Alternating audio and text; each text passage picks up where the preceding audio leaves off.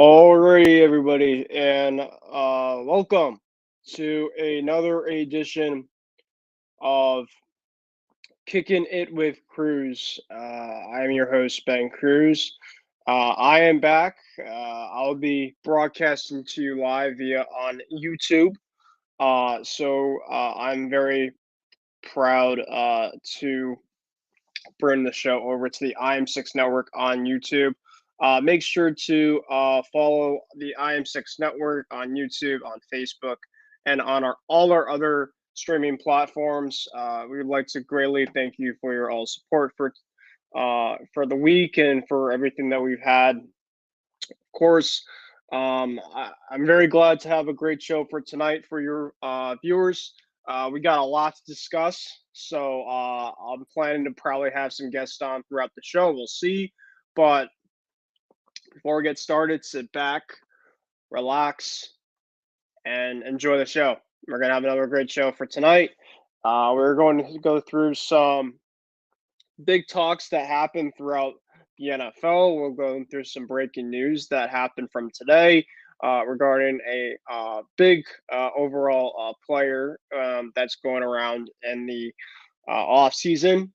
Actually, a couple we'll talk about. We'll also talk about baseball. Baseball is officially starting on Thursday with opening day. I cannot wait. I'm very excited. I do not want to see any more spring training as much as I love seeing baseball. But I'm ready for regular games to start and get in that feel. March Madness. I did not really get the chance to really talk a lot about March Madness. But this is the show that'll be for tonight. We'll get into some March Madness stuff, break down the Final Four. One of pretty much my favorite team is in the Final Four, and that's UConn. Go Huskies for those that are Connecticut fellows.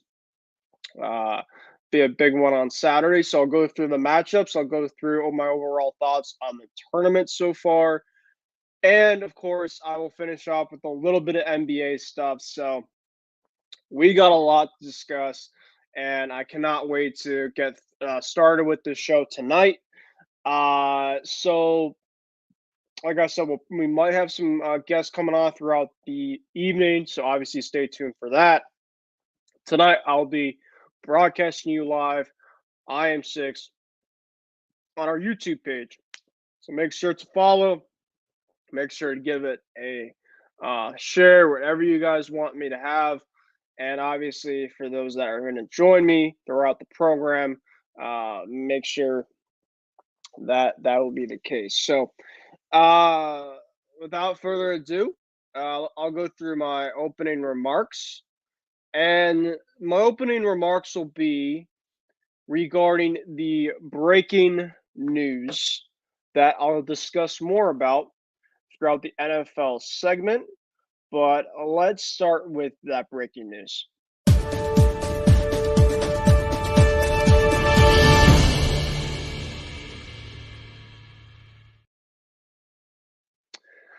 So earlier this morning, we've got word that quarterback Lamar Jackson, the high coveted NFL free agent from the Baltimore Ravens, sent out a tweet which actually turned out to be right around the same time as the NFL owners meeting, which started this week. And Lamar Jackson put out a tweet that I'll get to very shortly. And for those that are interested to see the tweet, I will actually turn my phone screen around so you guys can get the chance to take a look at it. I don't know if you guys can read it really from here, but I will kind of put it into what he pretty much had to say. Hold on 1 second.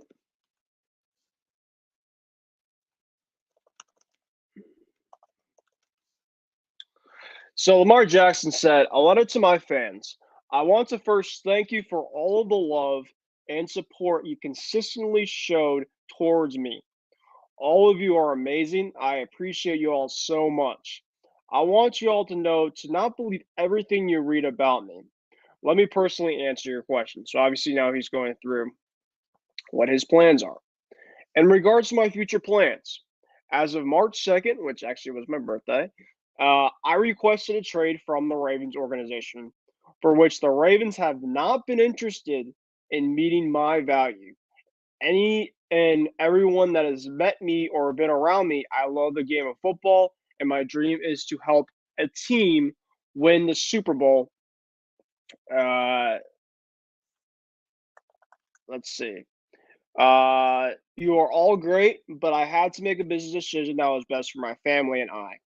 No matter how far I go or where my career takes me, I'll continue to be close to my fans of Baltimore Flock Nation and to the entire state of Maryland. You'll see me again.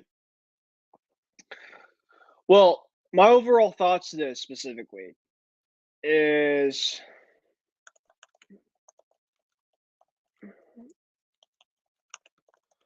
uh, I'm not surprised about this. Uh, there's been a lot of back and forth of negotiations that I think that have pretty much been at a standstill for a while. And I think specifically that Lamar Jackson is one of the most dynamic, if the most dynamic quarterback in the National Football League.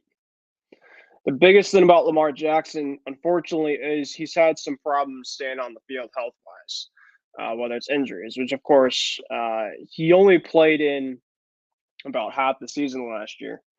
But this guy, when healthy, you can change a team that's in need of a quarterback into not only a contender type team, but potentially a Super Bowl contending type team if they have the right pieces and if they have a good enough defense.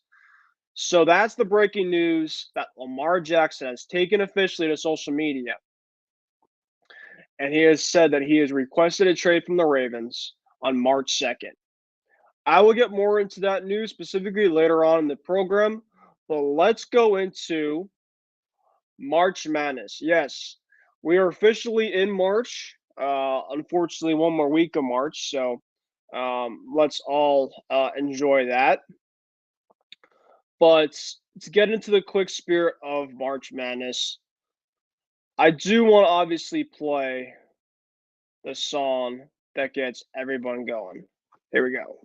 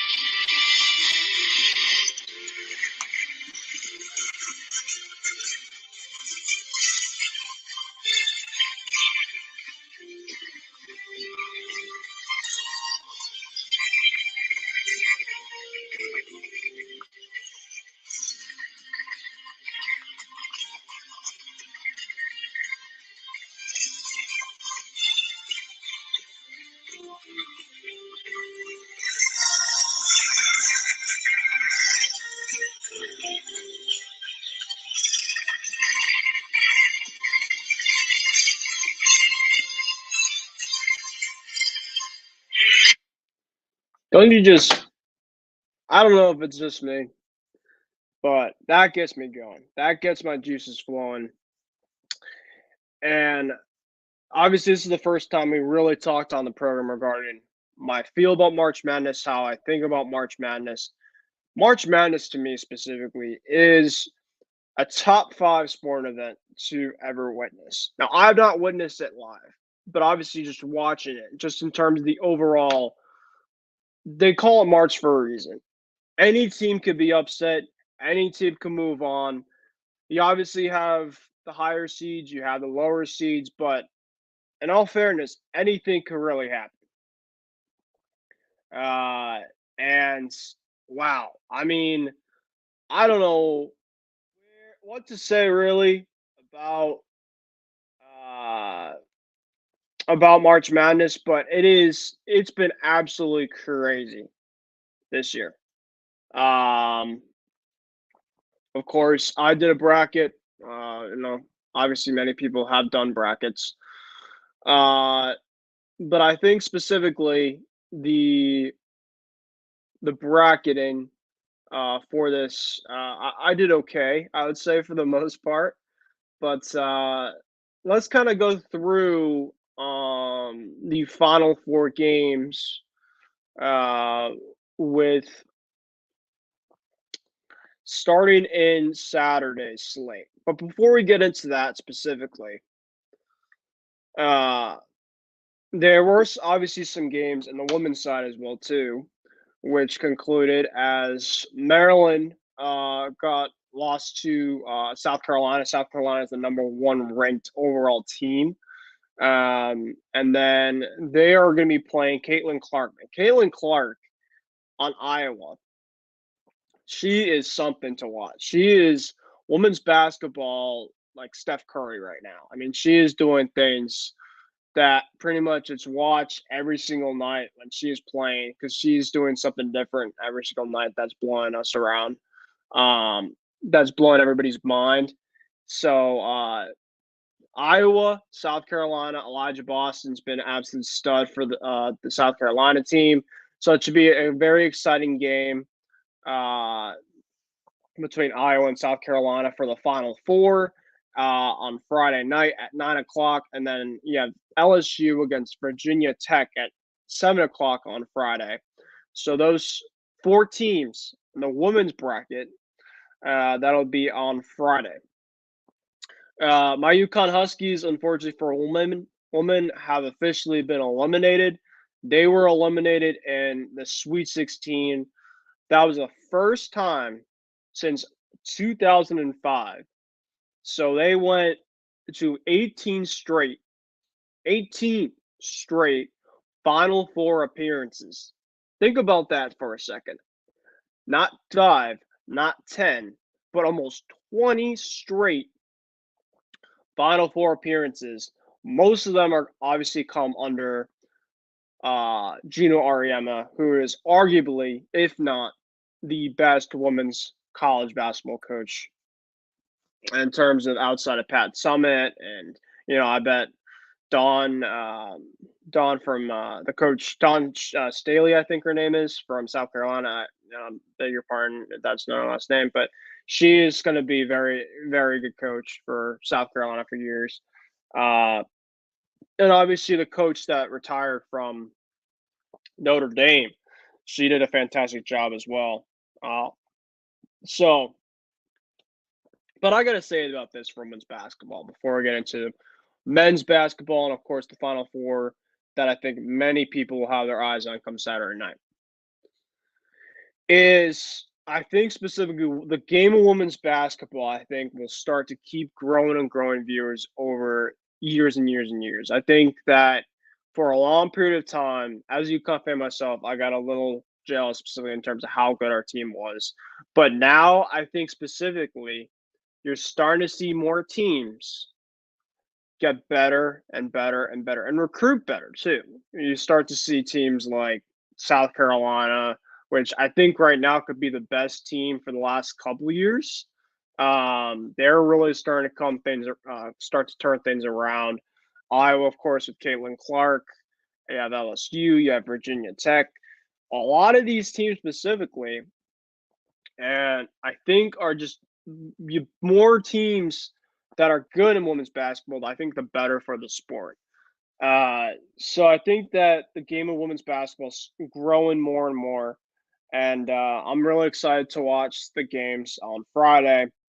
Or at least I'll tune into at least the game Iowa South Carolina because I think that game is going to be an absolute dandy.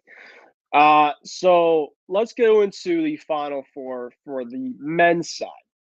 Obviously, the men's side will be taking place on Saturday in Houston, Texas. Now, let's talk about this overall tournament because they don't call it the Madness just because.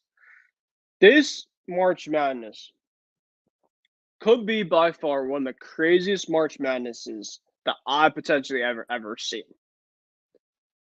Let's just say this. There is No one seed. No team's the one seed in the Final Four.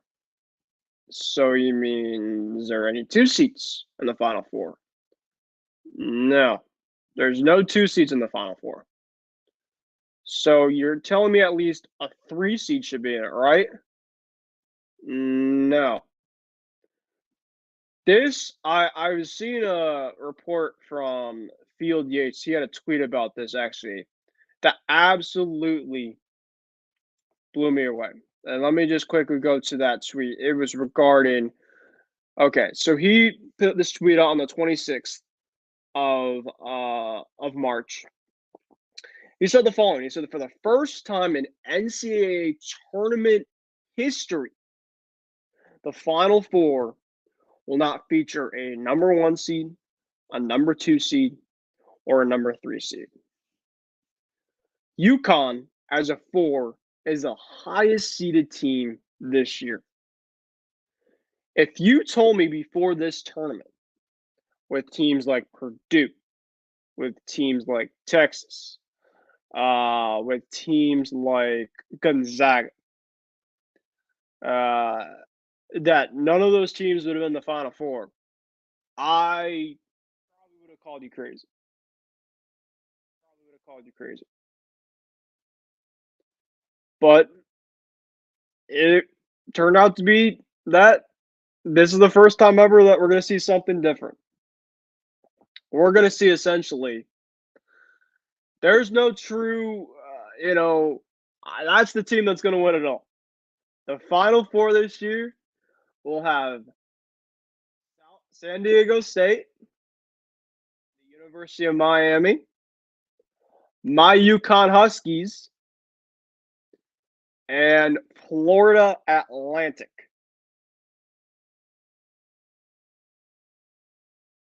Absolute crazy, if you ask me. Um, so let's go through the matchups as of right now. But like I just said, for affiliates, that is the first time ever in NCAA tournament history that the Final Four will not feature a number one, a number two, or a number three. And UConn is the highest seed in this tournament in the Final Four, and they're a number four seed. Makes you think, right? Before we get into the Final Four, I would like to obviously recap a little of my UConn Huskies. Now, UConn, uh, UConn obviously had a pretty tough stretch run. I was hoping that they would at least in the tournament get to the Sweet 16. Get to the Sweet 16. But as I started to see some more upsets starting to approach, and the way that they were playing, they were starting to play after the Big East tournament loss to Marquette, which came right down to the wire. I said to myself that they play the way they can play. This team is deep and they can make anything happen. You have a lot of depth on their team. You have Alex Caravan, a very good shooter. You have Jordan Hawkins, who is a sharpshooter.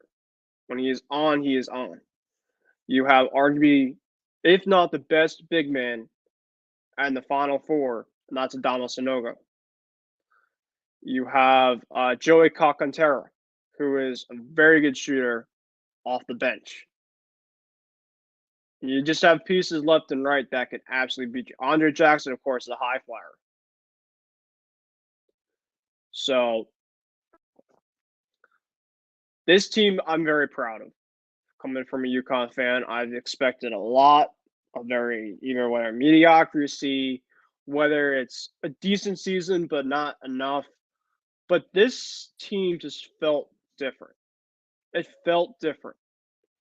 And Dan Hurley, of course, in close games, I've had my my frustrations with here and there. But let's kind of see the road that they got to, and then I'll obviously go to my favorite game of the tournament so far. So the Yukon Huskies, of course, um, they play Gonzaga. Gonzaga was in UConn was playing Gonzaga in the Elite Eight. They obviously played arguably the best big in Drew Timmy. But before then, before they played Gonzaga, they played, let's see, Arkansas. Arkansas was the 8th seed. They won 88-65 on Thursday the 23rd.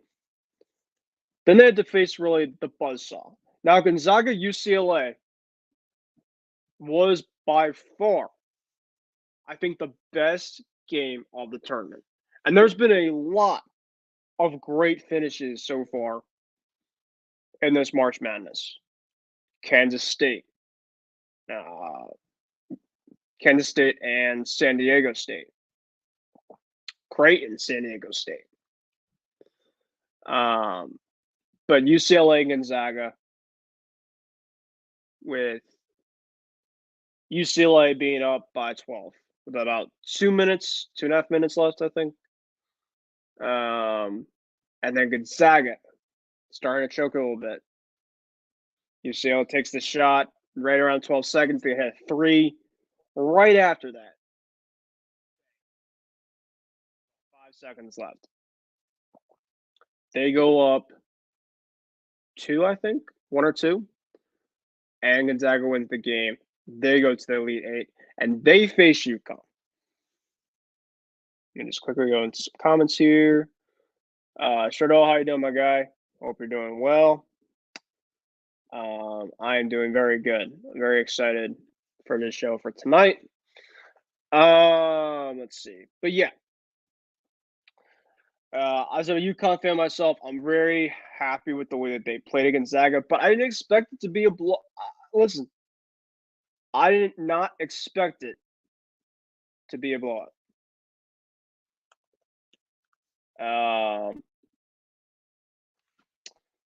But I just think specifically right now, you look at the overall game. Drew Timmy got in foul trouble early. Let's see. Hold on a second.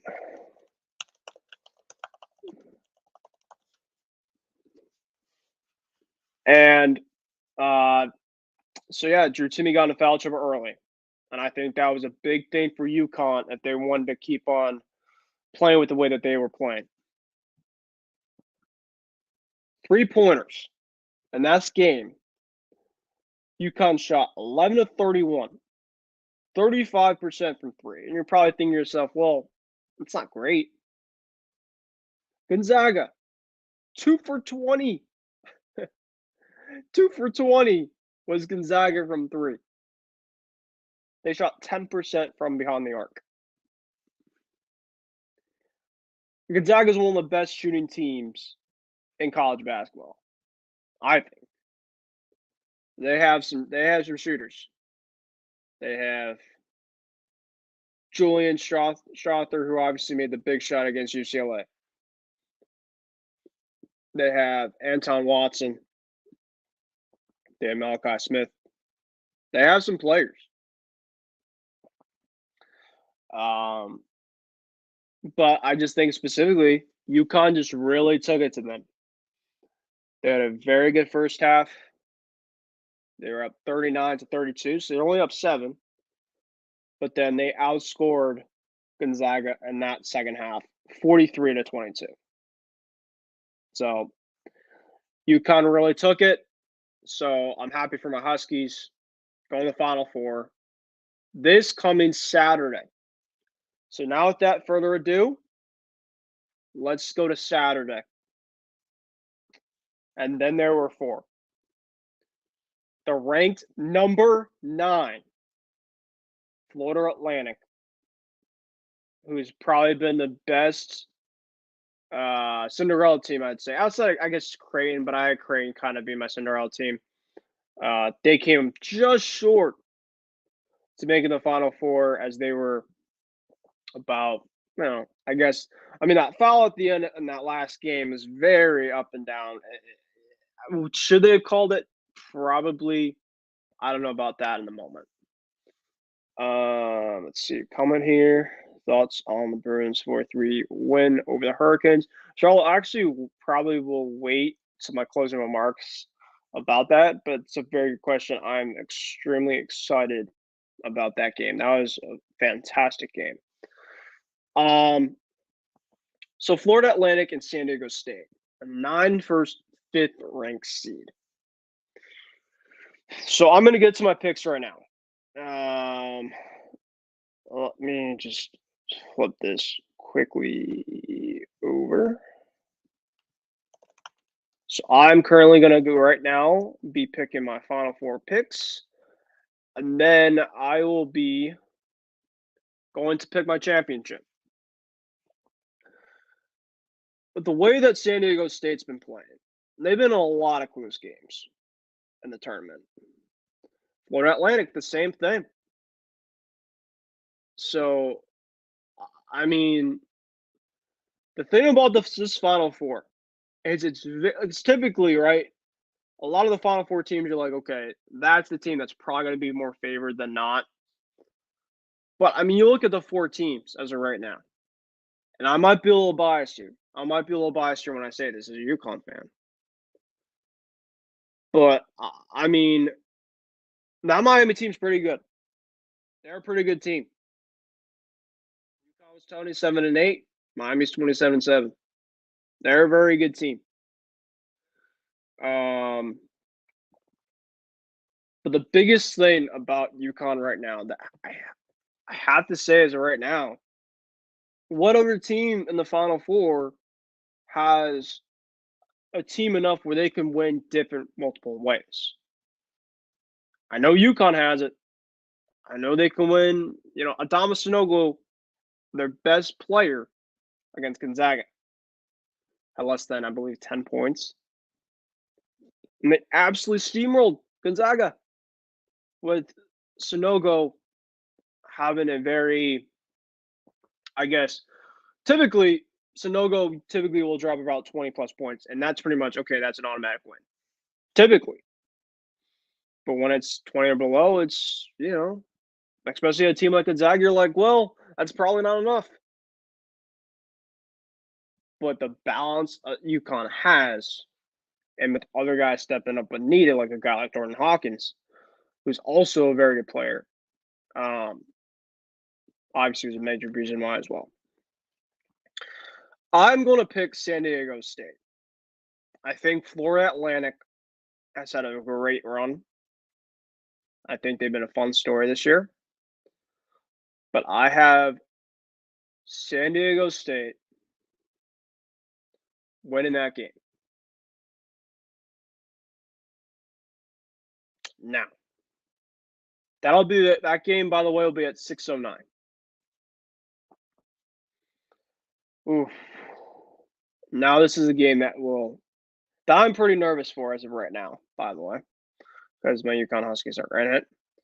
The spread right now, it looks like UConn has the edge, but not by much. The over/under for the San Diego State Florida Atlantic game, the spread right now, I believe, is 1.5, right around there. So it's going to be very, very close. But if I were a betting man, between Miami and UConn, Miami, the last couple games, I mean, they came back from a great deficit against Texas. Texas looked like they had a lot of that game in hand in the second half, and Miami stole it from them. They also beat the number 1 Houston team. So Miami is not afraid to play against this UConn team. They're in the Final Four for a reason. They're a very good team. They beat the number 1 team in Houston, and they beat the number 2 seed in Texas in the Sweet 16 and the Elite 8, and that's why they're playing UConn in the Final Four. But with that being said, I'm going with the Huskies. I feel confident. I like with the way that they're playing. UConn the last 2-3 games have outscored opponents by 15, 20 plus points. And I think you're going to get a number 4 ranked Connecticut take on San Diego State for the NCAA tournament championship game, which would be on Monday. Now, I might save my pick until the Final Four is over. So be on the lookout for Sunday. So Saturday is the Final Four. If my pick is right, I will be back here on maybe do a short video, something like that, and quickly recap the Final Four games. Because I was thinking maybe I would give my pick to you guys for the championship, my overall pick, but I don't want to give it away.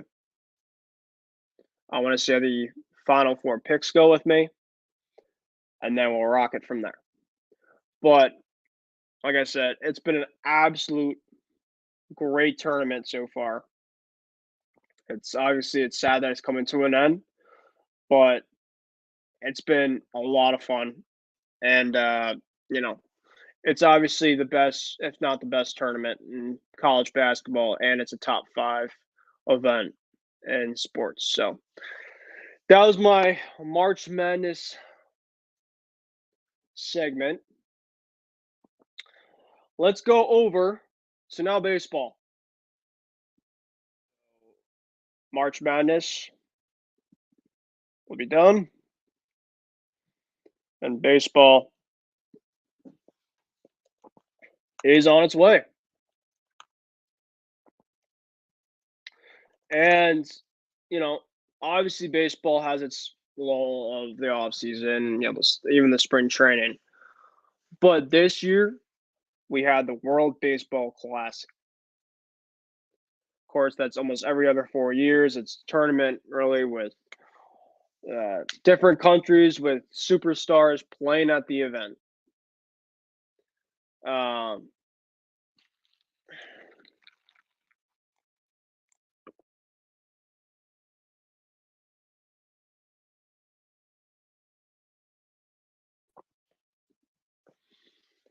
And so this was actually another thing during the whole month of March that many people were catching their eye on as well.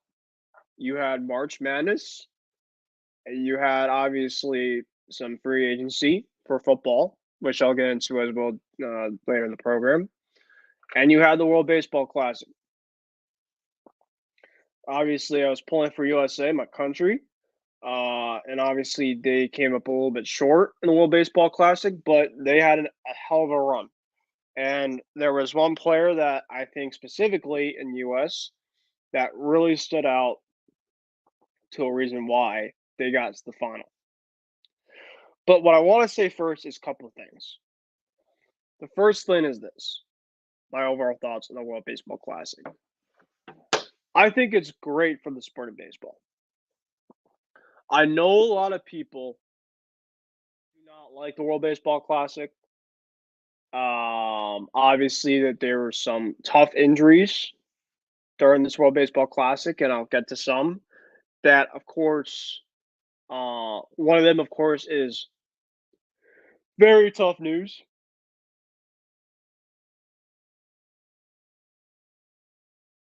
And I'll get to the player, and I will play the song that everybody wanted to see this year play to one of the best closers in the game that we won't get the chance to listen to a lot this season, but I will give you a little bit of remembrance to potentially the best intro song in baseball, which of course was played a little bit much to a degree last year, but it's still iconic. It's still a great baseball walk-up song.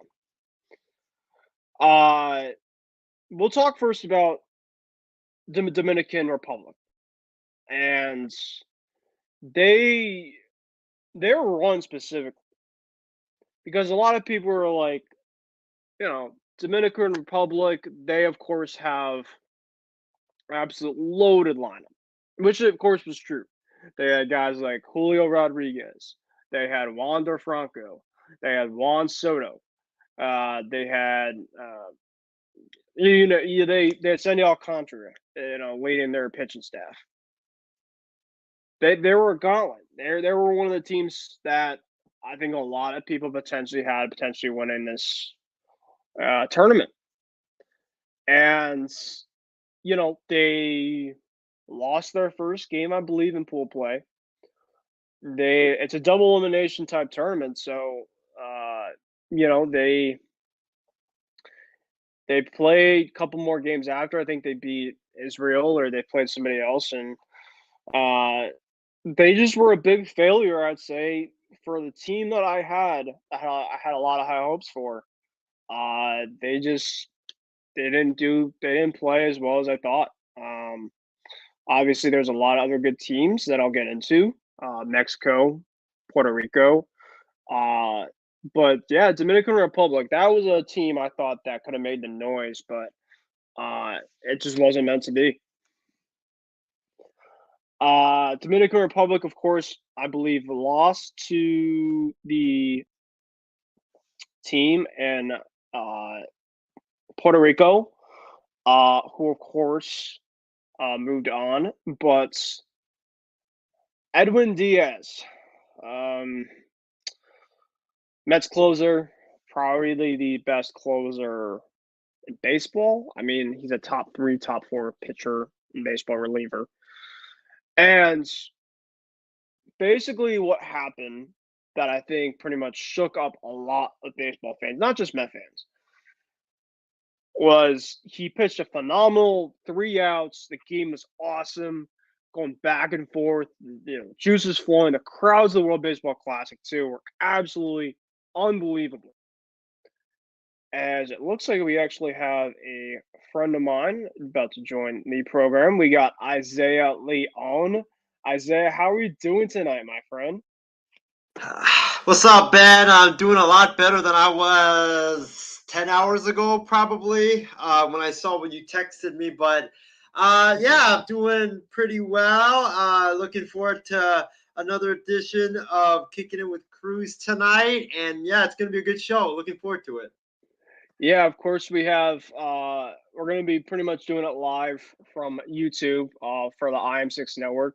There's some stuff going on with my IM6 for Facebook for some odd reason. I'll text you maybe potentially afterward. But regardless of the fact, we got some content I want to get out for tonight. And Isaiah, of course, before we get into regardless more of the baseball segment, what obviously we didn't get into before we came on, I got some stuff regarding on the breaking news today that pretty much was a major thing in the sports world. And we'll talk more about this kind of later on the program. And that was, of course, Lamar Jackson taking to social media that he has requested a trade. This was actually from earlier March. And I just wanted, obviously, this was kind of the inevitable, I think, that a lot of us were talking about kind of beforehand. Uh, and of course, obviously, we're going to get into some landing spots kind of later on in the program.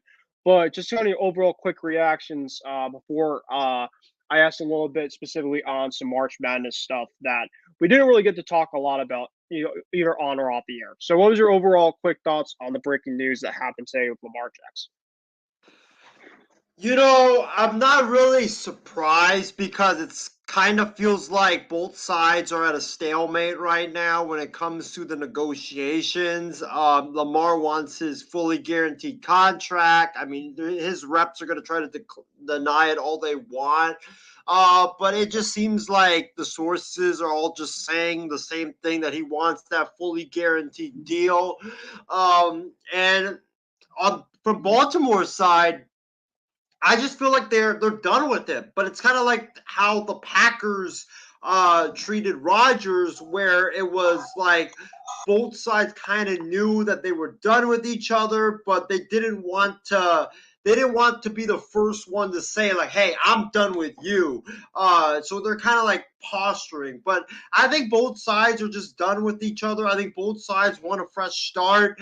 And I think that with Lamar, I don't know if he's going to be able to get that contract that he wants because he has suffered a lot of injuries throughout his entire career thus far. And, I'm on record saying that the quarterbacks that play like Lamar, they're not going to win a Super Bowl because you can't sustain that level of play when you're just being a runner. You have to be able to be a pocket passer to win in the NFL. We've seen so many cases where guys were just primarily a runner. They could pass a little bit, but they were primarily a runner and they either got injured or the league just figured them out. So I think for Lamar, I just feel like that he really wants out of Baltimore. The Ravens, I feel like they are done with him, and it just seems like both sides are just done with each other.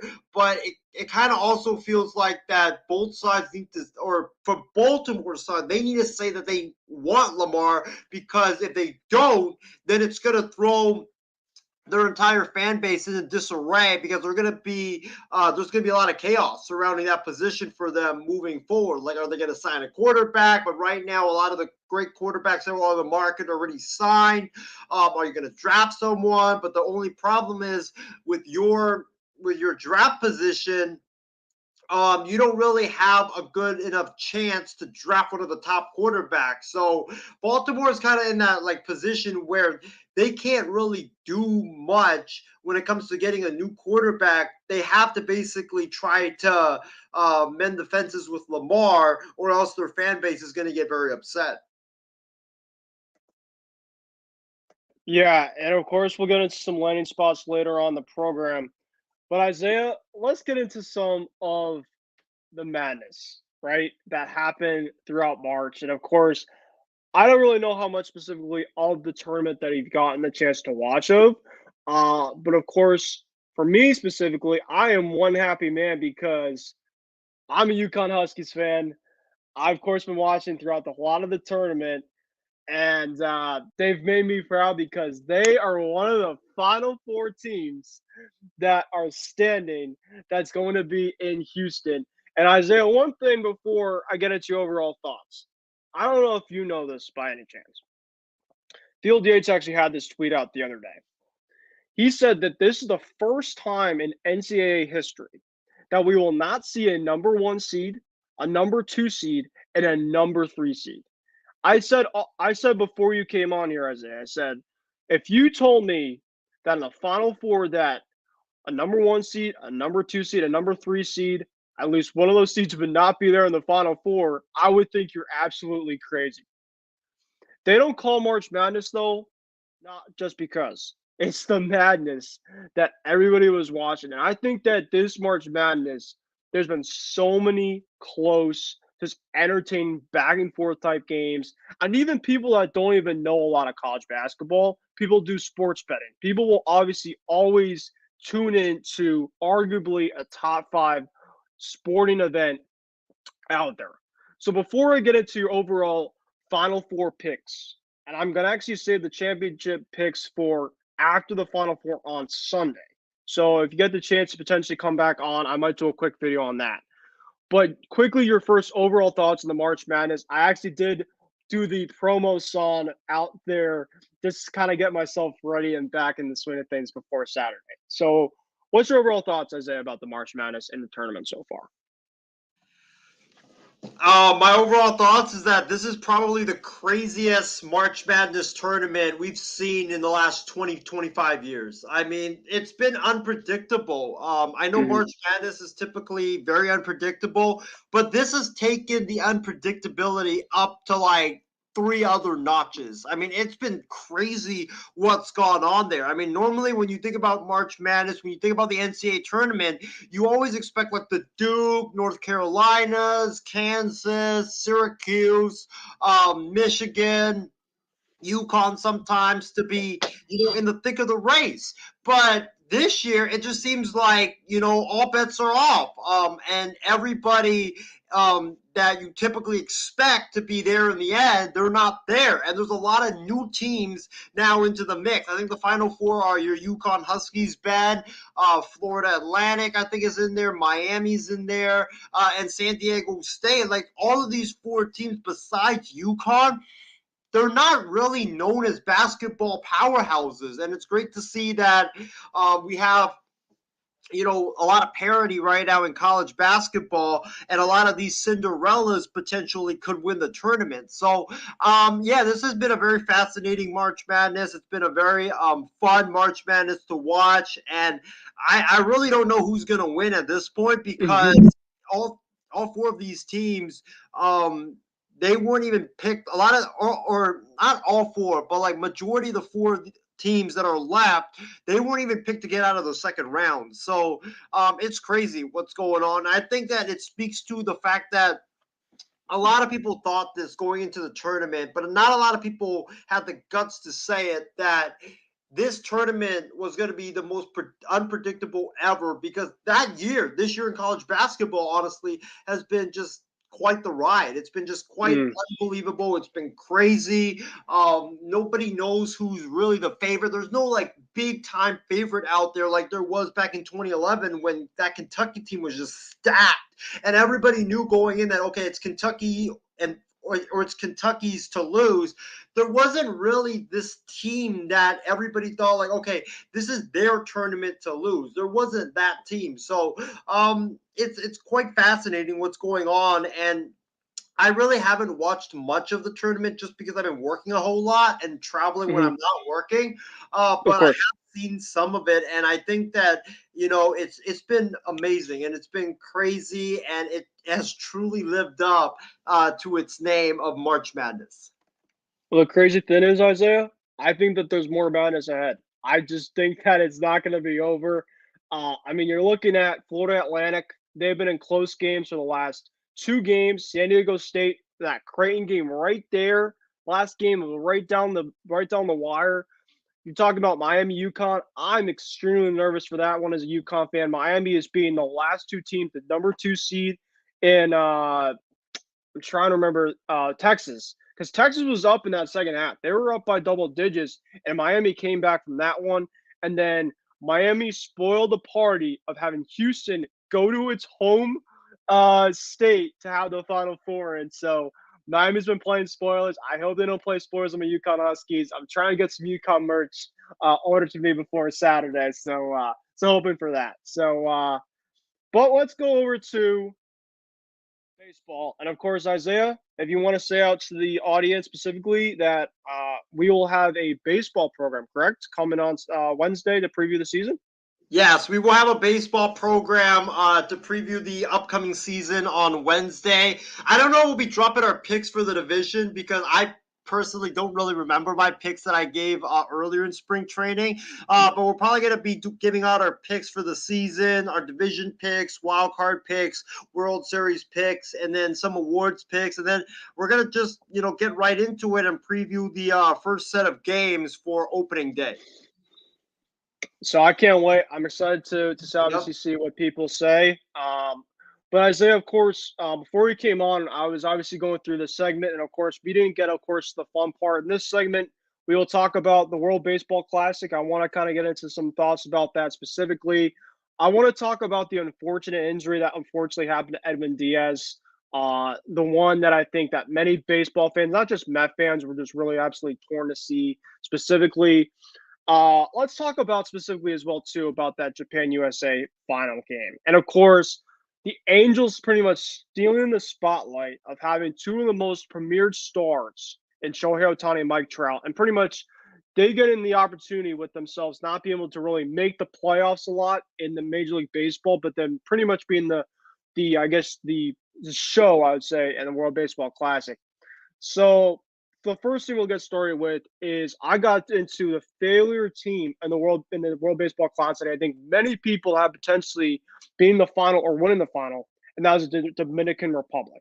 The Dominican Republic, I think, had an absolute failure of the season. I mean, you look at specifically what happened in that starting lineup. That starting lineup looked like on paper it was going to be absolutely stacked. You had Julio Rodriguez, you had Rafael Devers, you had Teoscar Hernandez. Of course, your ace was Sandy Alcantara. Um, you had premier talent left and right, and people are just saying, well, who's going to beat this team? Who's gonna be the stopper to this Dominican Republic type team? Isaiah, before we get into the Dominican Republic, I just want to obviously ask you specifically because there's a lot of people I've at least listened to see on social media. Do you like having the World Baseball Classic every other 4 years? Do you also like specifically too having it before the season, or do you think it could be something where we could wait after the season potentially because I've seen a lot of mixed reviews about it. Specifically for me, specifically, I like it before the season. I know that for some players it takes a little bit harder to kind of get, used to after spring training going right into actual games. But I think I don't know, it was just great entertainment. I was tuning in left and right and between that and the March Madness, I mean, you just had absolute classics, I guess you can say, of games throughout mid part of the month to the end of the month. So I'll get to you, Isaiah. Just overall thoughts on the World Baseball Classic. If there's any other thoughts too about any type of the rules, any type of the other stuff before I get into some of the teams that were, of course, showcased in the tournament. Well, I actually like that it's before the season because I think that it kind of gives players opportunities to ramp up, and a lot of these stars are more willing to participate in it. I think that if it was after the season, you wouldn't see guys like Mike Trout or, Trey Turner or you're not. I don't. I think you're gonna see Shohei because he is very loyal to Japan, but you're not going to see guys like Francisco Lindor or all the other guys that have had long seasons, especially guys that their teams made the NL Championship or they made the World Series. I don't think you're going to see them in the World Baseball Classic because they've had too long of a grind. So I like that it's before the season just because you get to see more stars playing in the World Baseball Classic. But I kind of am 50-50 just because like I get their point about yeah, they should make it after the season so you don't have guys like going all out before the season starts and having big injuries and blowing out their elbows potentially. But I do like it before the season just because I think like yeah, you're playing spring training games anyways. And also it gives you an opportunity to ramp up. And a lot of these stars that play in it before the season, I think they're more likely to play before the season than they play after the season. So I do like it before the season than I do after the season. Definitely. So I personally agree with you. I think that it's better to have it before the season than not. Of course, a lot of people have different mixed opinions about that. Um, Anything specifically on the failure of the Dominican Republic team? It was a big failure because they had a lot of talent on the roster. But I think that for the Dominican Republic, I don't really view them as the favorite coming in because I thought that Japan and the US were more stacked than them, especially Japan. I mean, Otani was amazing. Yoshida, the guy from your Boston Red Sox band, who I think was a terrific addition. He was terrific for them as well. And then you speak about the U.S. with Trey Turner, Mike Trout in that lineup, to name a few. They were just so stacked from top to bottom that I think that it was the U.S. and Japan and then everybody else. I think the Dominican Republic, yeah, it was a failure, but I think we all knew going into the tournament that if you had to pick the two teams that most likely would go to the finals, it probably would have been Japan versus the U.S.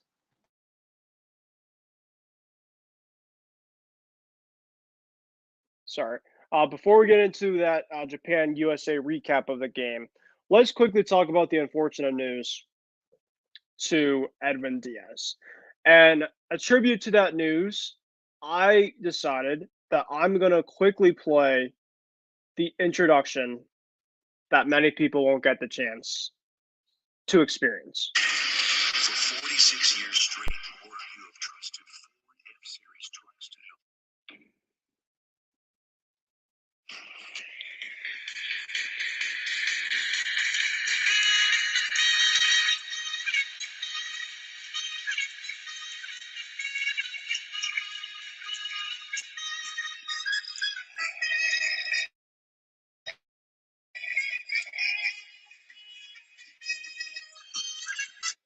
I obviously won't go through the whole entire show song, but I got the chance to see that live in New York with Timmy Trumpet last season, and the play it was against the actually Laurel's Dodgers, and when I saw the place erupted. I have a video that I personally had.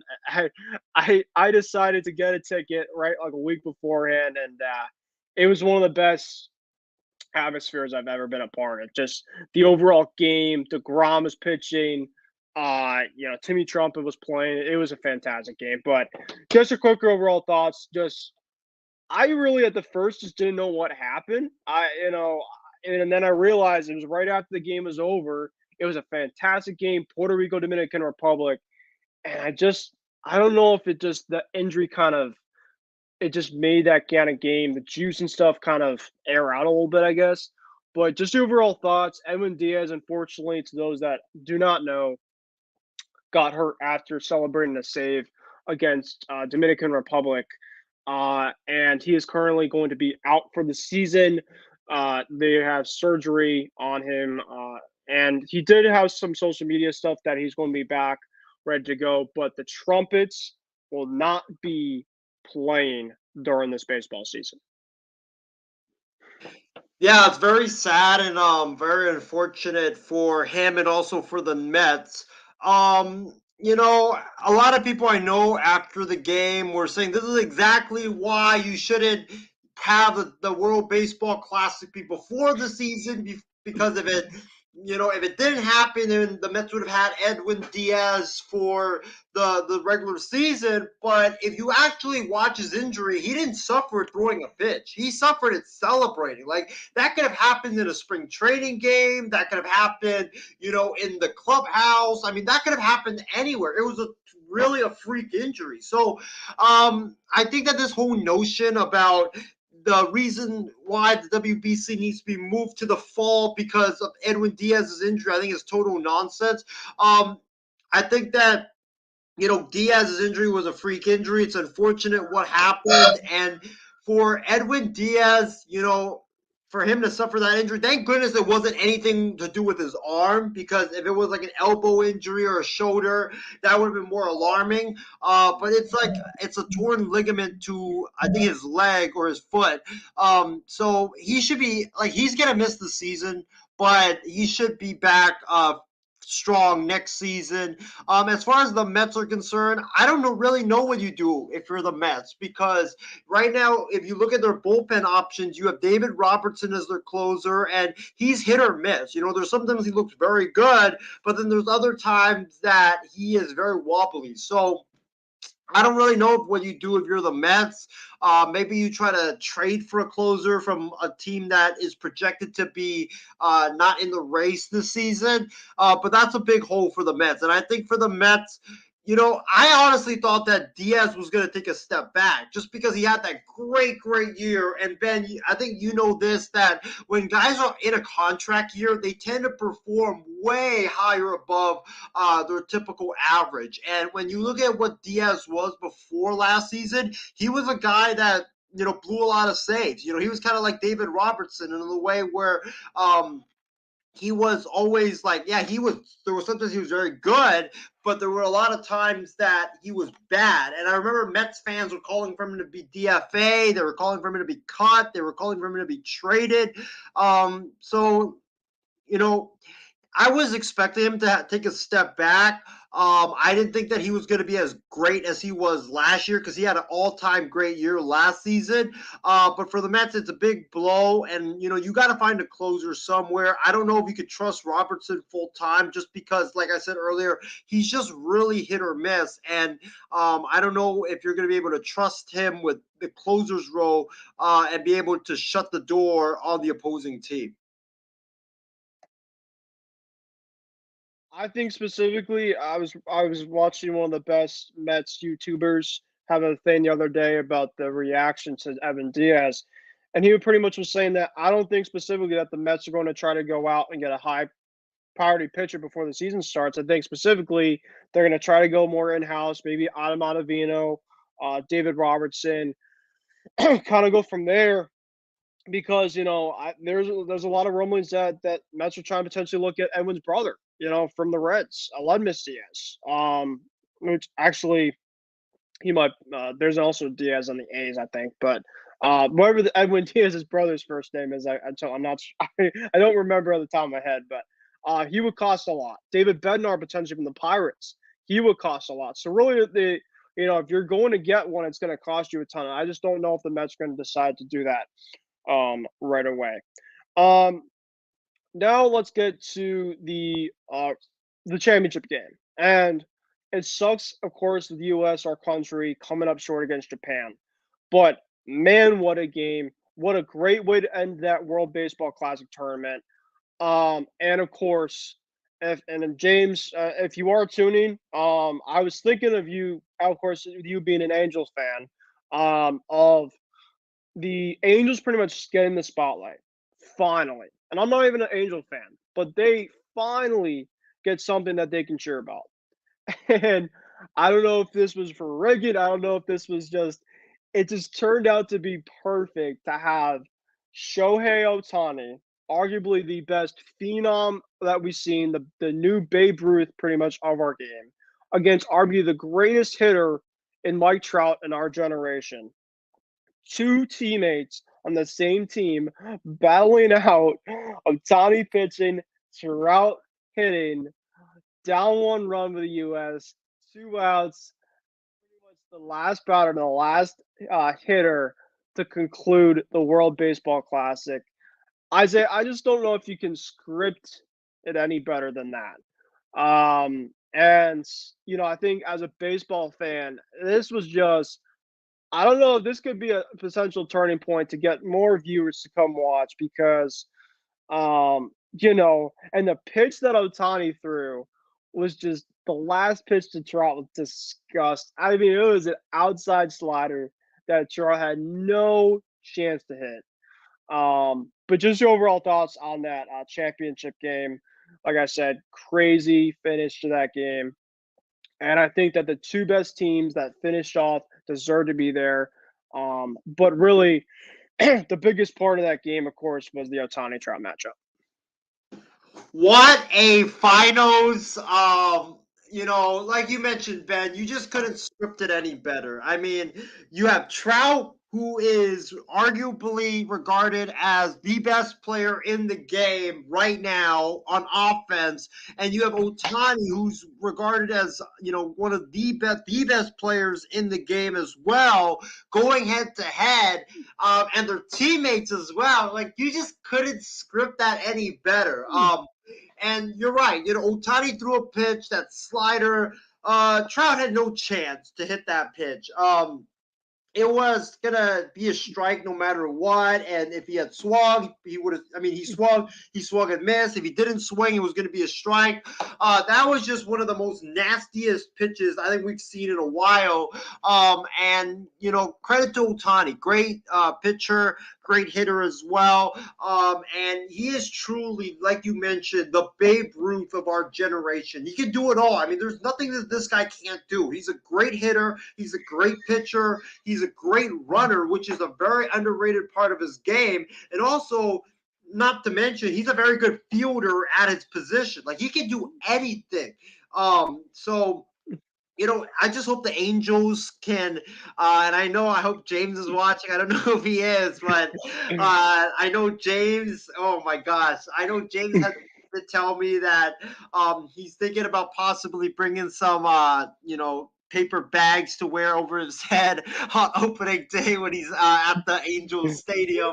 But, it was great to see, and it was really symbolic of the best player of the U.S. versus the best international player that we've seen going at it, and it was a great ending to what was a great World Baseball Classic. Definitely. But it was interesting too, right? There was a lot of guys that were pretty much saying, because of course the injury of course happened, and some guys of course saying, well, I don't want to play here, I don't want to do this and stuff like that. You hear guys like Trey Turner saying, this is some of the most fun I've ever had. Mike Trout, he's already prepared to play in the next World Baseball Classic in the next 4 years. Shohei Ohtani said this, which I think, by the way, Isaiah, this could be a potential hint of that he probably leaving the Angels in the offseason. And I'll say this specifically. I think I read this the other day. He was saying that he had probably the most fun he's ever played, and he wants to have that same amount of fun playing in the American League, well, in America. And I'm thinking to myself, well, I don't think the Angels will probably be the team that you want to play anymore for. Just think about. I think Buster Olney also said this, that he could be looking at a 500 to 600 million type mega type deal, and I just don't know who. I mean, there's going to be teams out there. I mean, this is going to be. I know that especially too, that I looked at today, because Nico Hischier actually got an extension. He was actually a player that was going to be out there in this next offseason. Shohei Ohtani is going to be looked at from essentially pretty much almost every single team that has a big market. The Dodgers, the Mets, probably the Padres. Those three teams probably the landing spot specifically for Shohei. The only reason why I have a little hope as a Red Sox fan is Masataka Yoshida and Shohei seem like they're pretty close. And Ohtani, of course, has a New Balance brand. Of course, New Balance is one of the headquarters in Boston. And I think that it would just bring the juice after some of the big time players the last couple of years for the Red Sox moving on. And I think that it would really bring a lot of people in the seats if Ohtani was a Red Sox. Or as a Red Sox. Came in as a Red Sox against like Judge and the Yankees. I mean, that would be must-watch TV. But of course, that's more of a pipe dream than not. But before, of course, we get into our picking of our fantasy baseball draft, what's your overall thoughts potentially on some of the comments that a lot of players had, pretty much saying that this is some of the most fun they've ever played, and having some of the players pretty much say that they're already ready on to the next tournament that they play in the next 4 years? Well, back to your Otani comments before I comment on what the players were saying, Ben. As you have the pipe dream of him going to your Red Sox, I'm hoping the A's somehow finish, respectable and at least draw a meeting. Because I know. Imagine, I know it's probably like a very, very unlikely pipe dream that he goes to the A's. But think about the Oakland Coliseum right now averages like 3,000 fans. That's pathetic. Like there's probably more empty chairs than fans in the stands. There's probably more birds than fans in the stands, to be honest. But imagine how filled up the Coliseum would be and how electric it would be, because I've seen it when it's filled up when I worked that playoff game for the A's. Imagine the atmosphere and how sold out every game would be if the A's got Ohtani. So I hope, I don't think it's gonna happen, but I hope that Ohtani somehow just gives the A's, just give us a meeting, let us have some false hope. But that would be exciting. But back to the point about what the players said. I think it's very exciting to hear, because I think that when you look at what the players have said, it's definitely way better than what a lot of people like. It's way better than what the NBA players are participating in when it comes to the FIBA World Classic or the Olympics. Like, you don't really see a lot of stars just participating in those anymore. And I think that when you look at the World Baseball Classic, it's like the World Series. It's like the World Series, but it's times like 50 when it comes to the atmosphere and how many countries are involved, and it's just a big thing. So it's great to hear, and I am looking forward to the next one, just because I think that it's gonna be way even more intense and even more electric than what it was this year. For sure. I can't wait for the World Baseball Classic. But of course, now that unfortunately that has been moved on, we'll see that in the next 4 years. We'll talk about what we have coming up, and that's the regular season. I cannot wait. Spring training feels like it's gone on forever, as much as I love spring training, here and there. And I hope to get the chance to go to see it. I was gonna preview potentially what's to come for opening day and stuff like that, but I think I'm gonna say that for the show on Wednesday when you guys have batter up, and I can't wait to be on that. So let's go to have a little bit of a fun game, shall we? It's gonna be a baseball fantasy draft, and I decided to create this a little bit before we get into our NFL segment, and we'll talk more about some NFL stuff, which we have quite a bit we get to talk about. Let's kind of go through your list, Isaiah. And I don't know if you made the list as of now. By all means, if you didn't make the list, don't worry about it. But pretty much all I'm just asking for, Isaiah, from you, and I'll kind of go through my list quickly after, is you're gonna have to pick one starter and one reliever. Could be AL, could be NL.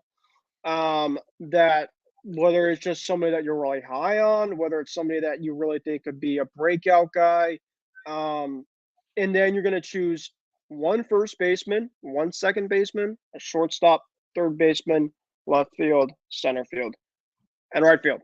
So let's hear your starter and your reliever to start off our creating our baseball fantasy draft. All right, so when I create this fantasy draft, I'm trying not to go with the obvious answers just because, I want to kind of shake things up a little. So when it comes to, let's start with the starters. When you look at the starting pitchers, there's a lot of great options to choose from because there's a lot of great starting pitchers throughout the game of baseball. I know a lot of people will probably pick Otani. Some will probably go with Scherzer. You have Verlander as well as the obvious choice. But for me, when it comes to this upcoming season, I think the guy that I would probably pick to be my starter is Jacob DeGrom, because when this dude's healthy, he is the most electric pitcher in all of baseball. I mean, he's got some absolutely incredible stuff. Absolutely like unhittable stuff that when you're a hitter and you see it, you're just like, why should I even swing the bat? Like I wouldn't be able to even like touch the pitch that he's throwing. So I'm gonna go with Jacob DeGrom. I think he's gonna have a fantastic year in Texas. I think that with the change of scenery there in Arlington, Texas, being in a smaller market, I think would really help him out. He won't have a lot more pressure this season. I know he's the ace, but I don't think he's going to have a lot of pressure like he did in New York, because in New York, when you did great, the media would still find a way to nitpick your weaknesses. But when you did bad, it was like 50 times like they were throwing the bad stuff in your face. But with him being a Ranger now, it's like he's not going to face that scrutiny that he did face in New York. So I'm looking forward to seeing a more refreshed, relaxed Jacob DeGrom out there on the mound.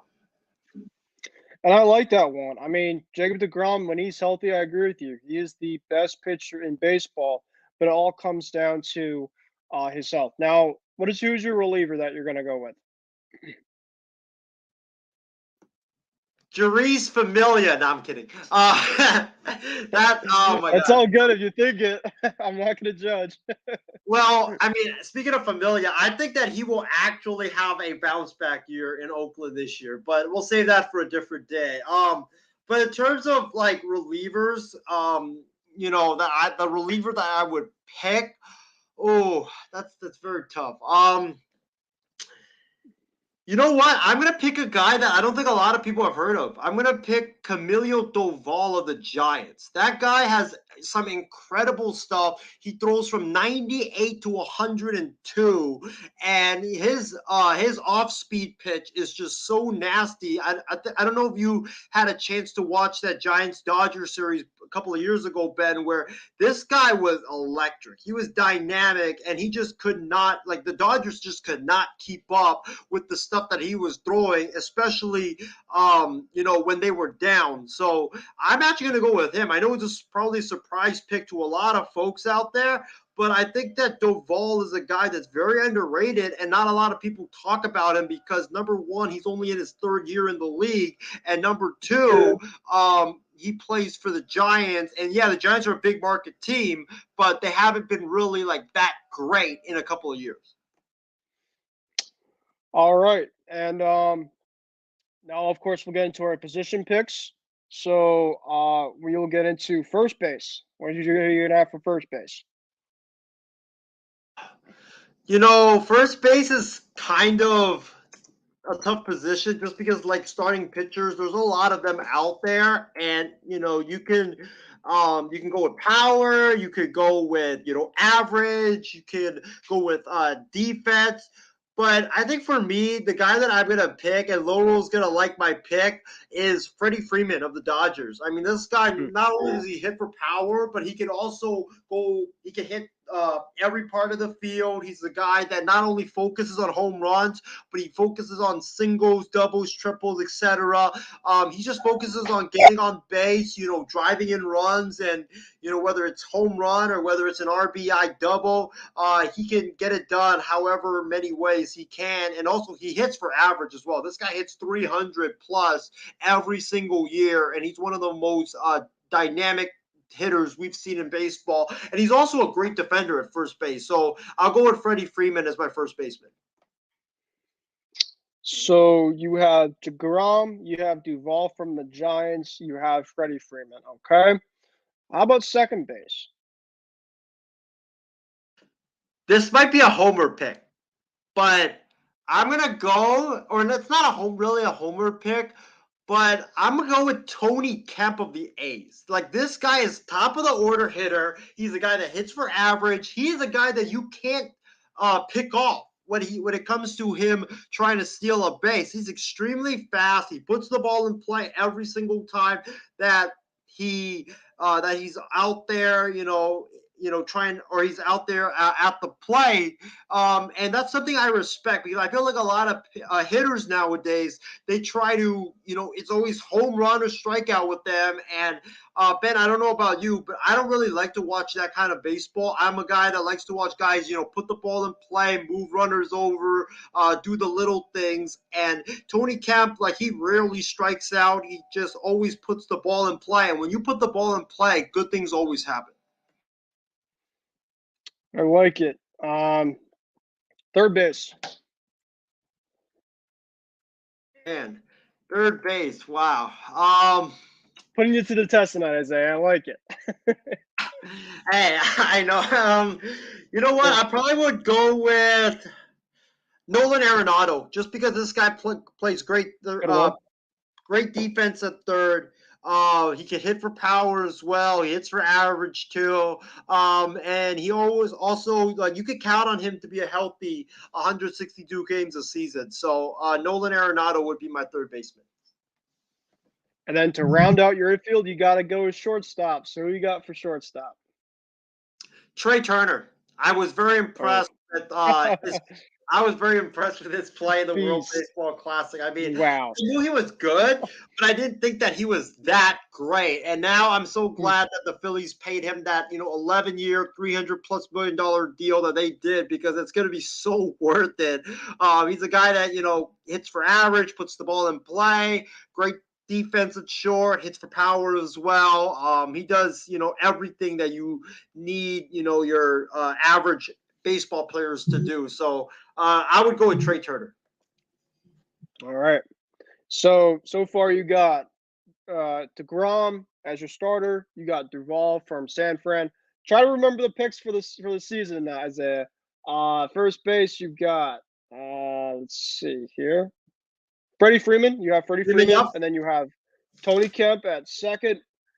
Shortstop, you got Trey Turner, the American hero we all deserve. And third base, you have Nolan Arenado. Pretty solid infield. Left to right. All right, let's go to left field. Oh man. So this was a tough one, because a lot of these, like, so-called left fielders, they also play, center field and also right field as well. But you know what? I'm going to go with the homer pick for this one. Give me Kyle Schwarber of the Phillies. I mean, this guy, top of the order, hits for massive power. He had like 46 home runs last year. He just absolutely destroys the baseball. So his defense is not that good in left field. I think that, to Loro's point from a previous show, I think the Phillies should ultimately move him to designated hitter. But he for his bat, yeah, I would want his bat in my lineup. And then center field. Oh man, center field. Let's see. This is fun, isn't it? It is. It is. It gets you thinking for sure. Yeah, Mike Trout. Mike Trout. Great defense. obvious. I'm on Yeah, it. obvious. Great defense. Speedy guy. Great hitter. Can't name enough from him. And then to round out your outfield at right field. You ready for this pick, Ben? Oh boy, I'm ready. Starling Marte. Okay. Starling Marte would be my right field. I know a lot of people don't really like when you think about great starting right fielders or outfielders, they don't really think of him, but he's kind of like what Taylor Rapp was in terms of safety. He'll give you, good production. He's underrated. And if you watch him play, you're like, wow, why is this guy not mentioned as a superstar? Because he just he's a guy like in hiding. He doesn't really stand out. But I watched him play with the A's. He was tremendous. He's a guy that hits the ball to all parts of the field. He doesn't strike out a whole lot. Plays great defense in right. Also a guy that can steal a lot of bases as well. He's a complete package, and I really gained a lot of respect from him or for him when he was in Oakland a couple of seasons ago. So Isaiah, since I got to ask you, while I go through my team and put it onto the tracker, you're gonna get the chance to ask me All who right. I will have the chance to have for my fantasy draft. So take it away. All right, Ben, let's go back to square one and start with the pitching. So, who are you going to pick as your starting pitching or starting pitcher and your reliever? So for me, I'm gonna go Shane McClanahan from the Tampa Bay Rays. Um, actually speaking, I'm my grandfather. I was able to join a league this past year, and he actually had the chance to pick, I believe, 4 or 5 pitchers. And this is my first year doing it. You win money if you get the chance to. And I'm usually not great with coming in and doing, winning anything or everything like that. I just got to do it just to do it. And I actually turned out to pick some of the best pitchers from this past year. I won a midseason prize. The pitchers I had included Shane McClanahan. So I'm going to go with this guy. I still think he has a lot left in him. He is arguably probably the ace. I guess Glass is probably your two. But I think that he is going to be a stud. My reliever is Devin Williams from the Brewers. I think Devin Williams, he looked really good for the Brewers during the World Baseball Classic. I think this stuff is just disgusting. His changeup is pretty much second to none. So I'm McClanahan as my starter and Devin Williams as my reliever. Kind of two guys that you'll be like, they're great, but that's the two guys I think are going to make big impacts this year.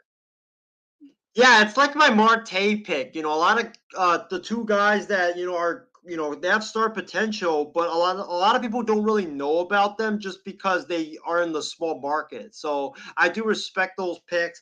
Ben, who's your first baseman? Well, Isaiah, before we go on, just want to remind you, what's your outfield again? Your left field was Schwarber. Schwarber. That's right. All right. So you had Schwarber in left, you had Trout in center, and you had Marte in right. Yep. Okay. Awesome. So I just want to get that out to the people out there. That is Isaiah's team. But yes, for me, okay, first base. I'm gonna go Matt Olson, your old friend from the Oakland A's. The guy's been absolutely mashing, and spring training. He has 9 home runs. He's been killing my Red Sox. So I'm just done with him for a while. But I really like what he could do out there on the baseball field. He's a very long, stocky guy. I mean, he hits absolute bombs when he gets a hold of it. And that Braves team, I think, when healthy, I think is going to win that division. Um, I like the Mets and what they've done, but I think now with the Edwin Diaz injury, I think there might be a little aggression in them. I think I have them at high 80s. The Mets wins. I think the Braves will probably win in more of the mid 90s if things obviously go right. So I'm going to have Matt Olson be my first baseman. Nice pick, nice pick. And also Mm. with the Phillies losing Hoskins, I have to probably agree with you on the Braves winning that division because that Hoskins injury was just a big loss for the Phils. But Ben, Mm. who is your second baseman? Oh man. Well, I'm gonna go with him. I don't really like him, but you know, Jose Altuve, from the Astros. I think that this is pretty much the let alone pick. Now he's going to be out, I believe, for the first 2 months of the season because of his injury he suffered in the World Baseball Classic. So that will be something to monitor. But this guy, when healthy, I think is probably the best second baseman in baseball, if not at least top three. So I'm going to have Altuve at second. All right, going with the superstar at second base. Ben, who's your third baseman? My third base, all right, I'll go shortstop last, like before. Ooh, I can go many guys. But I got to take my hometown Red Sox Rafael Devers. He is the superstar that we have left really on our team. And I think that he is primed to have an absolute monster year this year. Now we have him for the next 10 years, which I'm very thankful for. I think he'll hit about 40 plus bombs. So give me Rafi. All right, so Rafi at third, and then to Mm. round out the infield, who's your shortstop? Who's the guy in the middle of that infield Ooh. defense? Mm. Are I you could go picking many. Wilmots? No, actually not. I like Xander, but I'm gonna. Ooh, this is gonna be tough. I could go many ways here, actually.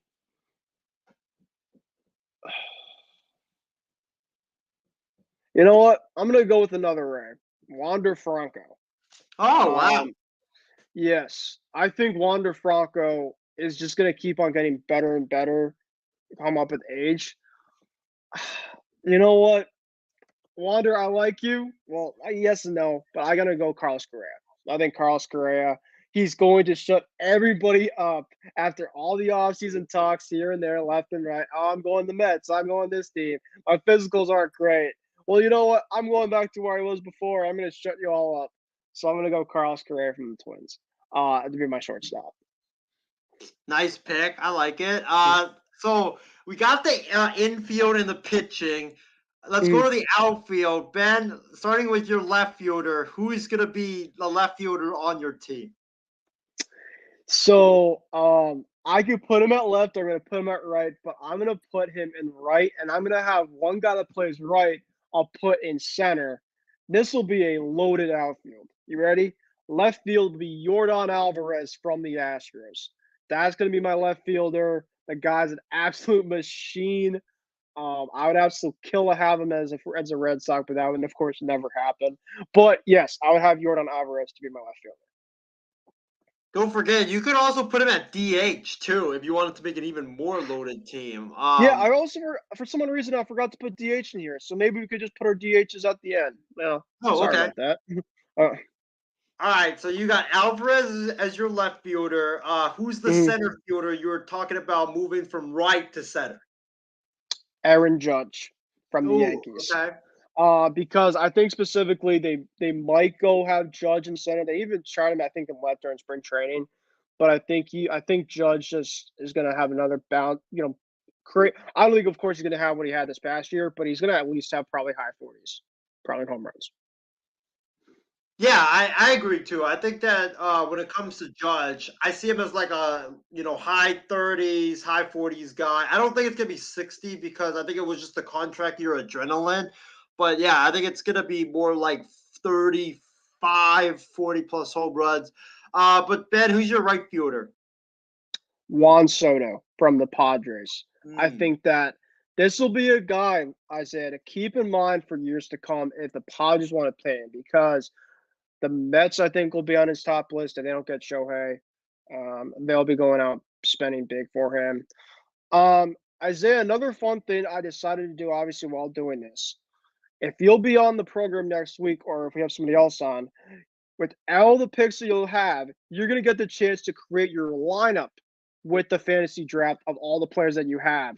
So make sure to come ready to make your starting lineup for your fun fantasy baseball draft. I would love to hear it. We could maybe start to add things a little bit after, but this will be kind of a fun thing I decided to put on for the program. But obviously, to wrap things up, we'll go to DH and then we'll go into the NFL segment because we've had a lot of fun doing this. But of course, we have to kind of get back to regular stuff as well. Your designated hitter. Oh man, my designated hitter. Oh, I probably go with I could also put him in the outfield as well. But I'm gonna go with Judge. I know he's not a Okay. DH. You could also put him as a DH, and I think he's done that before a lot when he's not playing right field.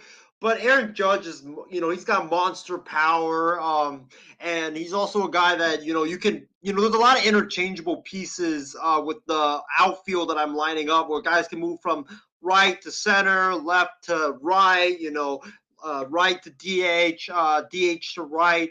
So I would go with Judge and as my DH. My designated hitter, Isaiah, it's going to be a Philadelphia Philly. That's Bryce Harper. I think he's going to be starting as the DH, and I think that Bryce is going to mash as a designated hitter. So that would be my roundup of my team. So next week we'll have all the guys that we have. I think this was a really fun thing that we had. I don't know if you feel like we had some fun doing this. That will be the baseball segment for tonight. Now, of course, we will go into the NFL segment. And we'll have some more fun doing this as well because we'll have a stay or go segment of the wide receivers that we still have that are out there in the market. We also talk about the Aaron Rodgers in terms of the latest of that saga. That looks like there's a latest report that could potentially, maybe I guess, come. I don't really know if it's coming to a close, but maybe there could be some fruition on that specific thing. But of course, let's go to the first thing, right? This is now the NFL segment, so now our fun baseball draft is done. But Lamar Jackson tweet, Isaiah, and I know we talked about for the breaking news for opening remarks, but now here comes the fun part.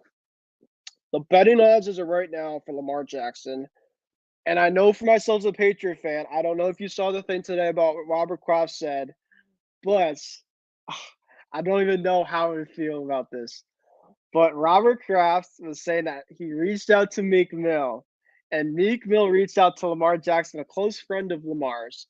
Lamar Jackson told Meek Mill, I guess Meek Mill told Robert Kraft, yeah, this is like telephone, that Lamar Jackson wants to be a New England Patriot. He wants to be a New England Patriot. And man, oh man, just imagine that. But let me, before I get too excited after the fact, let's be all serious. Lamar Jackson, I want you to have named 5 potential landing spots for Lamar Jackson. I know we, of course, talked, me and Loro, about Lamar Jackson and the Atlanta Falcons.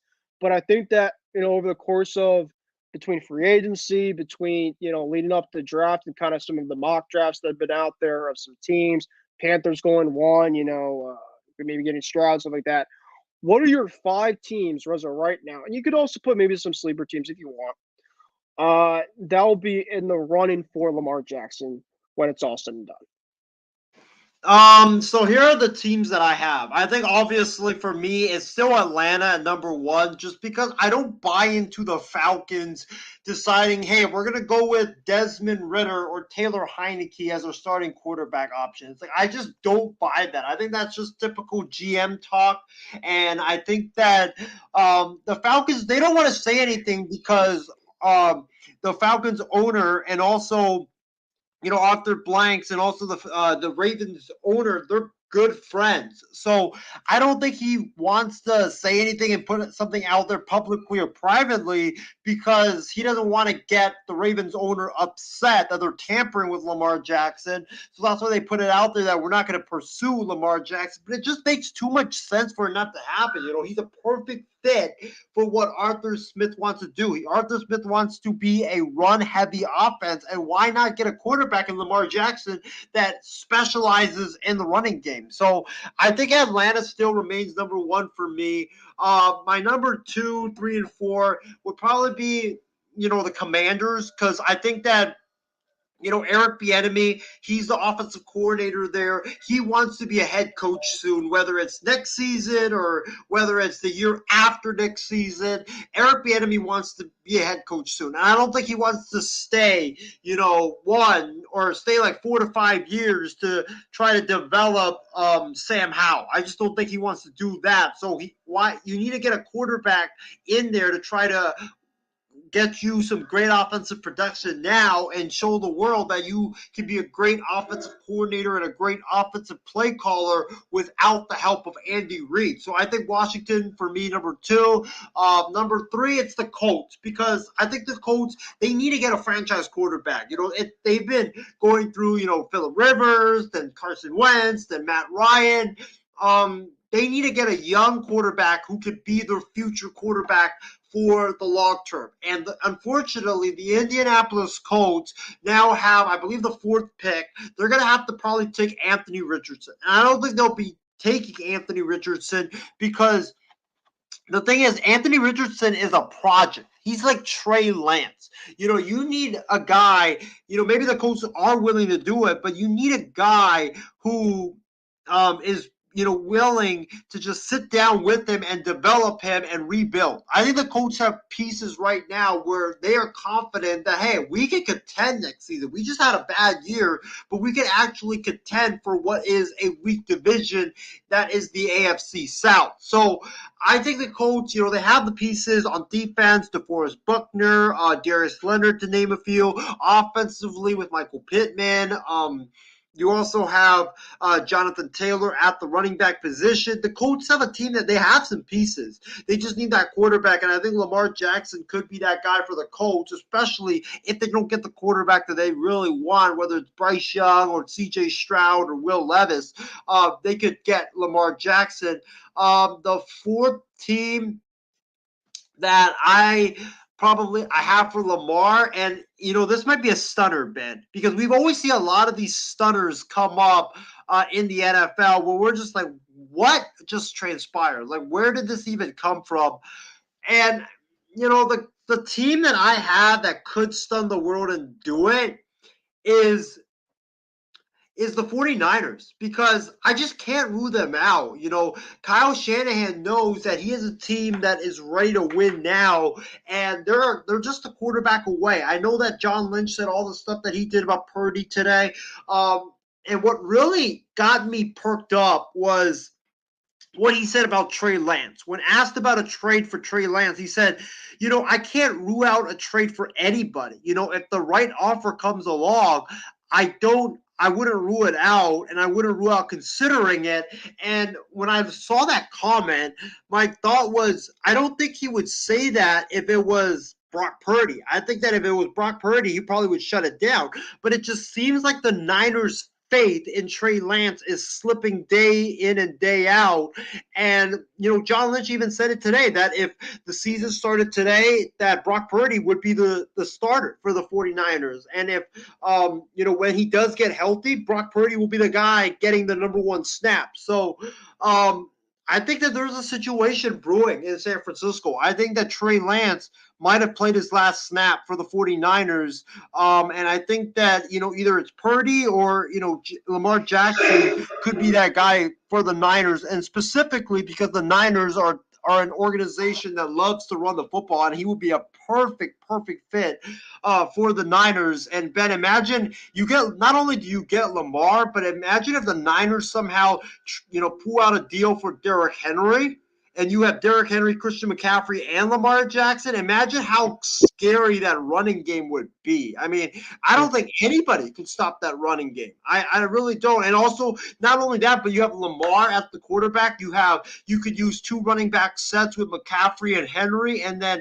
you could end up, don't forget about, jet sweeps to Debo, jet sweeps to Brandon Ayuk. That would be probably the most unstoppable offense in the NFL if that ever were to transpire. So I probably would say the Niners at 4. And then, number 5. And it's a team that you might go like, wow, I can't believe that, he put that into the mix. Number 5 for me would be Miami. because it just seems like the Dolphins players are actively recruiting Lamar. Tua's had issues with injuries, and there was reports that they could look into drafting a quarterback this upcoming NFL draft. But it just seems like there's something weird going on in Miami as well. Yeah, I mean, there's going to be teams left and right trying to get Lamar's services. Um, but I mean, you pretty much did a lot of the ones that I was looking at specifically. I think right now the Colts, I think the Falcons. Watch out for the Jets as kind of my sleeper team because if they somehow don't get a resolution done somehow with Aaron Rodgers, I think that Woody Johnson pretty much still wants the Jets to go swing big, and I don't think there's anybody else better to swing big if they don't get Aaron Rodgers than you get Lamar Jackson. But it doesn't seem like that's going to come down to fruition.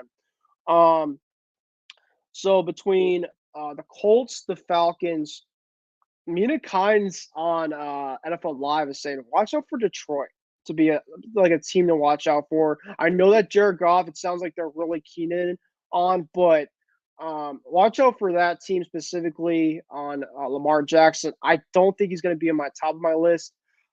I'll be a little biased and say the Patriots, especially with all this news. Like I said, I doubt it's going to be happening. But hey, Odd Shark and a lot of the latest odds out there, they're in top 5, so can't say never. And today too, with Bill Belichick and Robert Kraft, kind of similar with the John Lynch.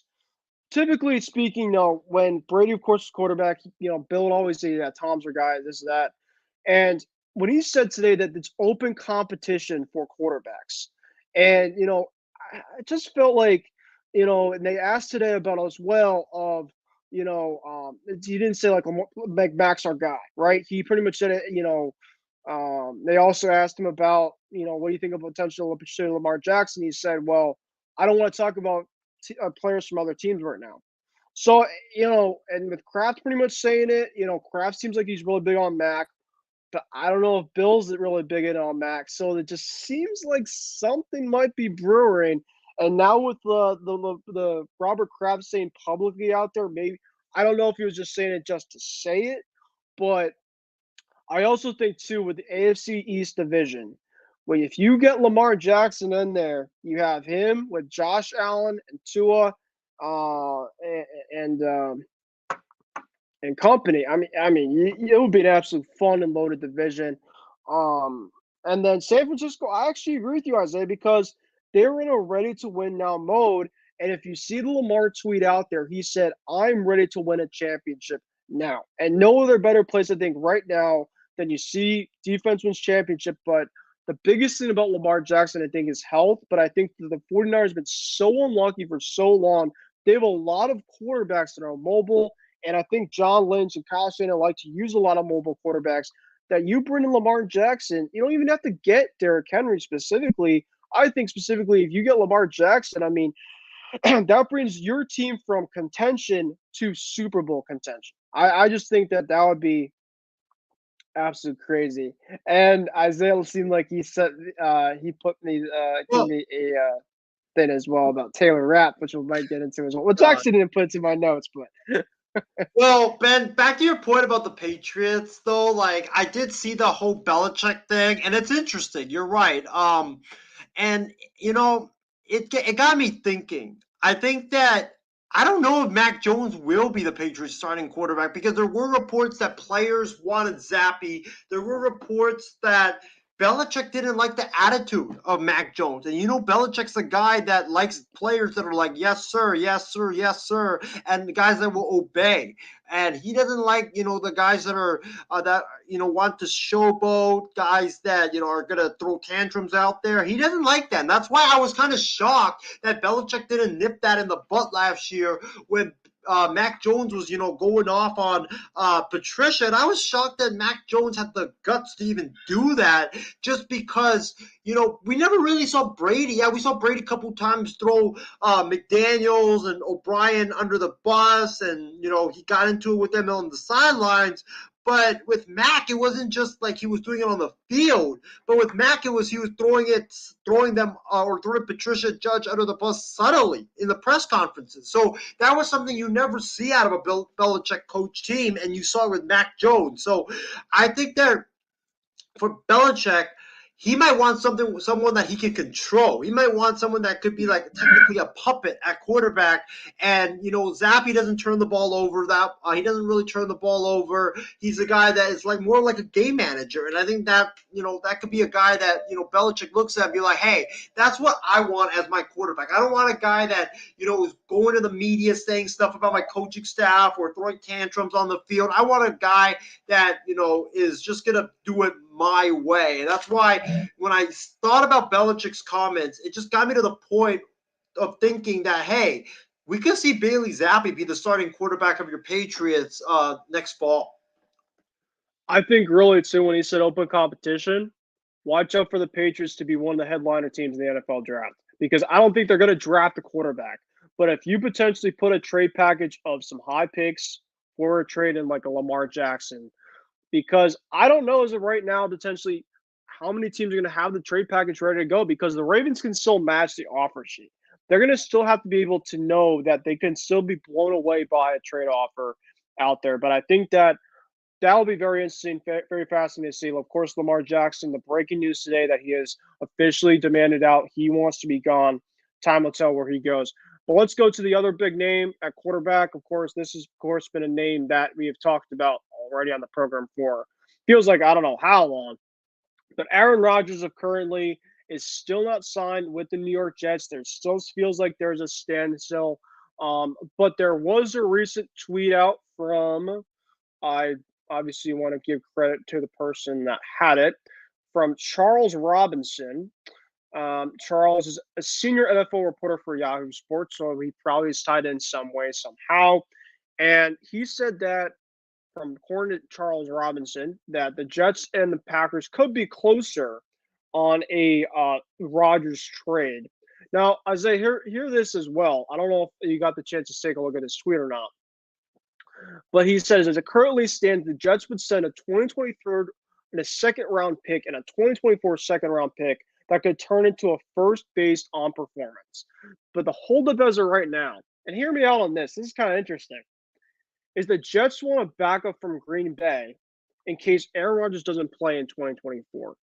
So as of right now, what the Jets are trying to do is they're trying to get Rodgers now. But the Packers,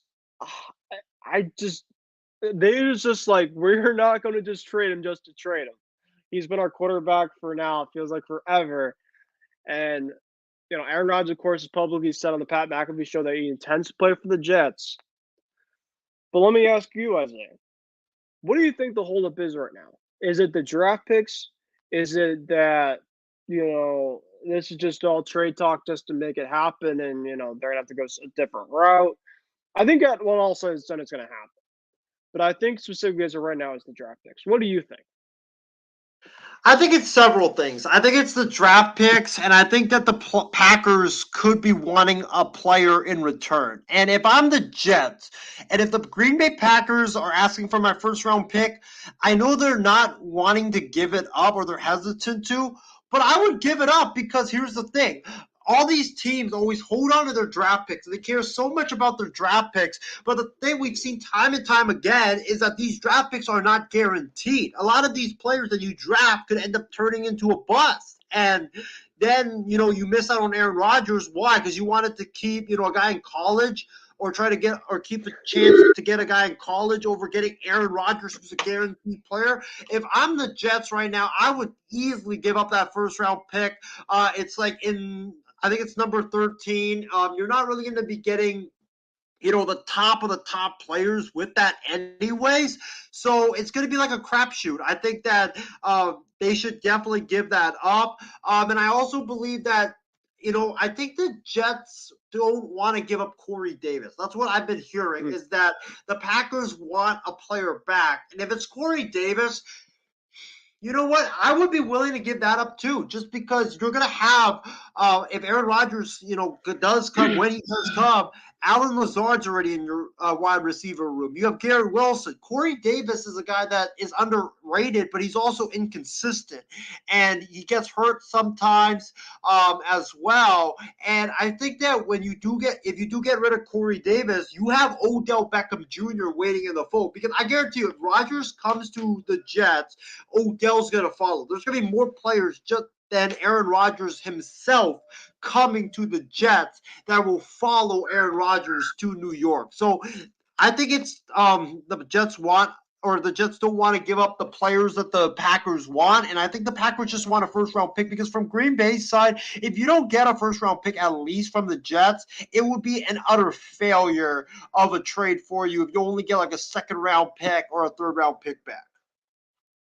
I agree. I 100% agree, and I think specifically it's all comes down to draft picks. And one fascinating thing too was Elijah Moore. That was the Jets really had to figure out kind of the back end of the wide receiving room, and Elijah Moore was one of the names that they decided to move on from, and that was to the Cleveland Browns, which pretty much stood out to me. Of, are they trying to create some space to get an Aaron Rodgers trade? Of course, time will tell on that specific case. Aaron Rodgers of right now, there's no trade, of course, coming up as of just yet, but it seems like there could be potential one down the road. So, of course, since we talked about that, feels like for I don't know how long, we won't stay onto that for much longer. Isaiah, before we get into the Taylor Rapp reaction, because I do want to get to your reaction. There was a ton of stuff to my fellow fans out there on Facebook. Isaiah is a big Taylor Rapp fan, and unfortunately, I had to break the news today that his dream 49er pick unfortunately didn't come to fruition, as he had to sign with the Buffalo Bills, which I think was actually a very fascinating move for them. But before we get into that, and Isaiah, it's okay. You don't have to rant. You can rant. It's up to you. I'll let you take the floor from there. Um, do you expect any potential NFL trades to happen or potentially come to fruition by near the draft, on draft night? Because there always sometimes is a big thing that happened. Of course, remember from Sports Weekly, we had one of the big reactions from one of the other past NFL drafts of AJ Brown going to the Eagles. That was, of course, if you guys followed the Sports Weekly intro, what that was from that of AJ Brown. So, do you think there's another one we got in store for this NFL draft? It could be a hot take, it could be anything, but is there something that could be? Because it seems like there could be something brewing, and we just no idea what's going to be. I think you're going to see a flurry of trades, either the weeks leading up to the draft or at the draft itself. I think it's setting up to be one of the most fascinating drafts that we've seen in a while, because it's been too quiet on the trade front. You haven't really seen a big time trade besides the Panthers trading for the number one pick. That was about it. But besides that, it's been too quiet. And there was a lot of rumors, whether it was Derrick Henry available. There were other guys that were available, Aaron Rodgers as well. It's been way too quiet, and I think there's stuff that's happening behind the scenes that is willing to, or is going to explode come the week before the draft, or on draft day as well. So I think that we're going to see a flurry of trades happen, and man, Ben, get ready for those, like a lot of those golden reactions, because I think that if you think last year was crazy, I think that this year's draft will be even crazier than it was last year. My fun hot take is I think that the Patriots were going to trade some of their picks for Jerry Jeudy. I think that they're going to make it happen. I think that they're going to keep Mac Jones. I think that I think that Kraft likes him. I think that bringing Bill O'Brien also is a big thing. I think that they bring in a guy for Mac Jones for Jerry Jeudy. So that's my hot take. I mean, it's kind of been in fruition, but time will tell about that. Taylor Rapp, I'll let you take the floor, Isaiah. He is now going to the Bills, I believe, on a one-year deal. I know that I kind of saw your stuff off the air about how you showed your frustrations toward the San Francisco 49ers. Is there any other thing that you would like to send out to our fans tonight on our program? Yeah, obviously I'm not gonna, go all crazy and start screaming and yelling, because I did all that earlier. If you guys haven't seen the video yet, it's gonna be coming out shortly. But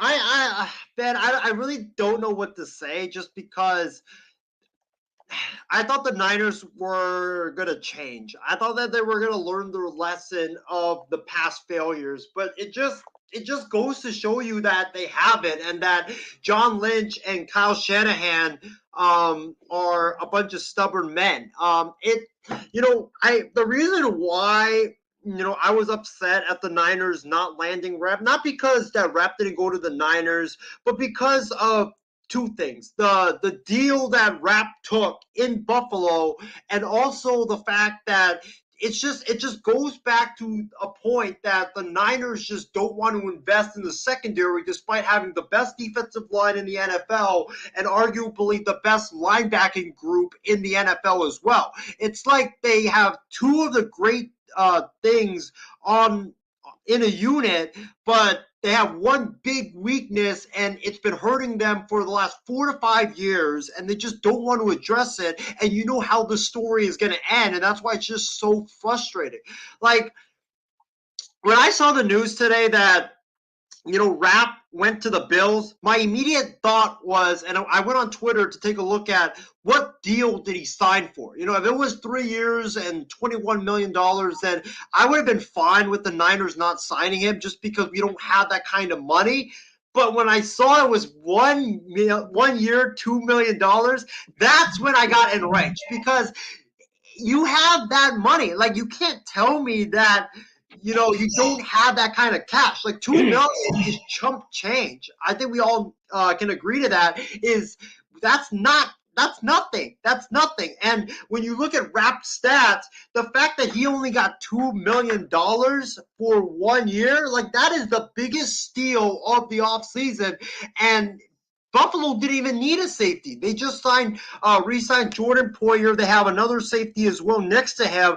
Taylor Rapp's going to be going there as a backup. He's going to be going there as a backup, and he's going to be going there to a secondary that's already really good, and he's going to be going there on a cheap deal as a backup. Like, that's why I got so infuriated with the Niners, because your secondary needs help. You just lost Jimmy Ward. You definitely need a backup safety, and the fact that you're not willing to even give a guy in Rap, who had a career year last season, a 1 year, $2 million plus deal, and to try to beat Buffalo's offer, you couldn't even do that.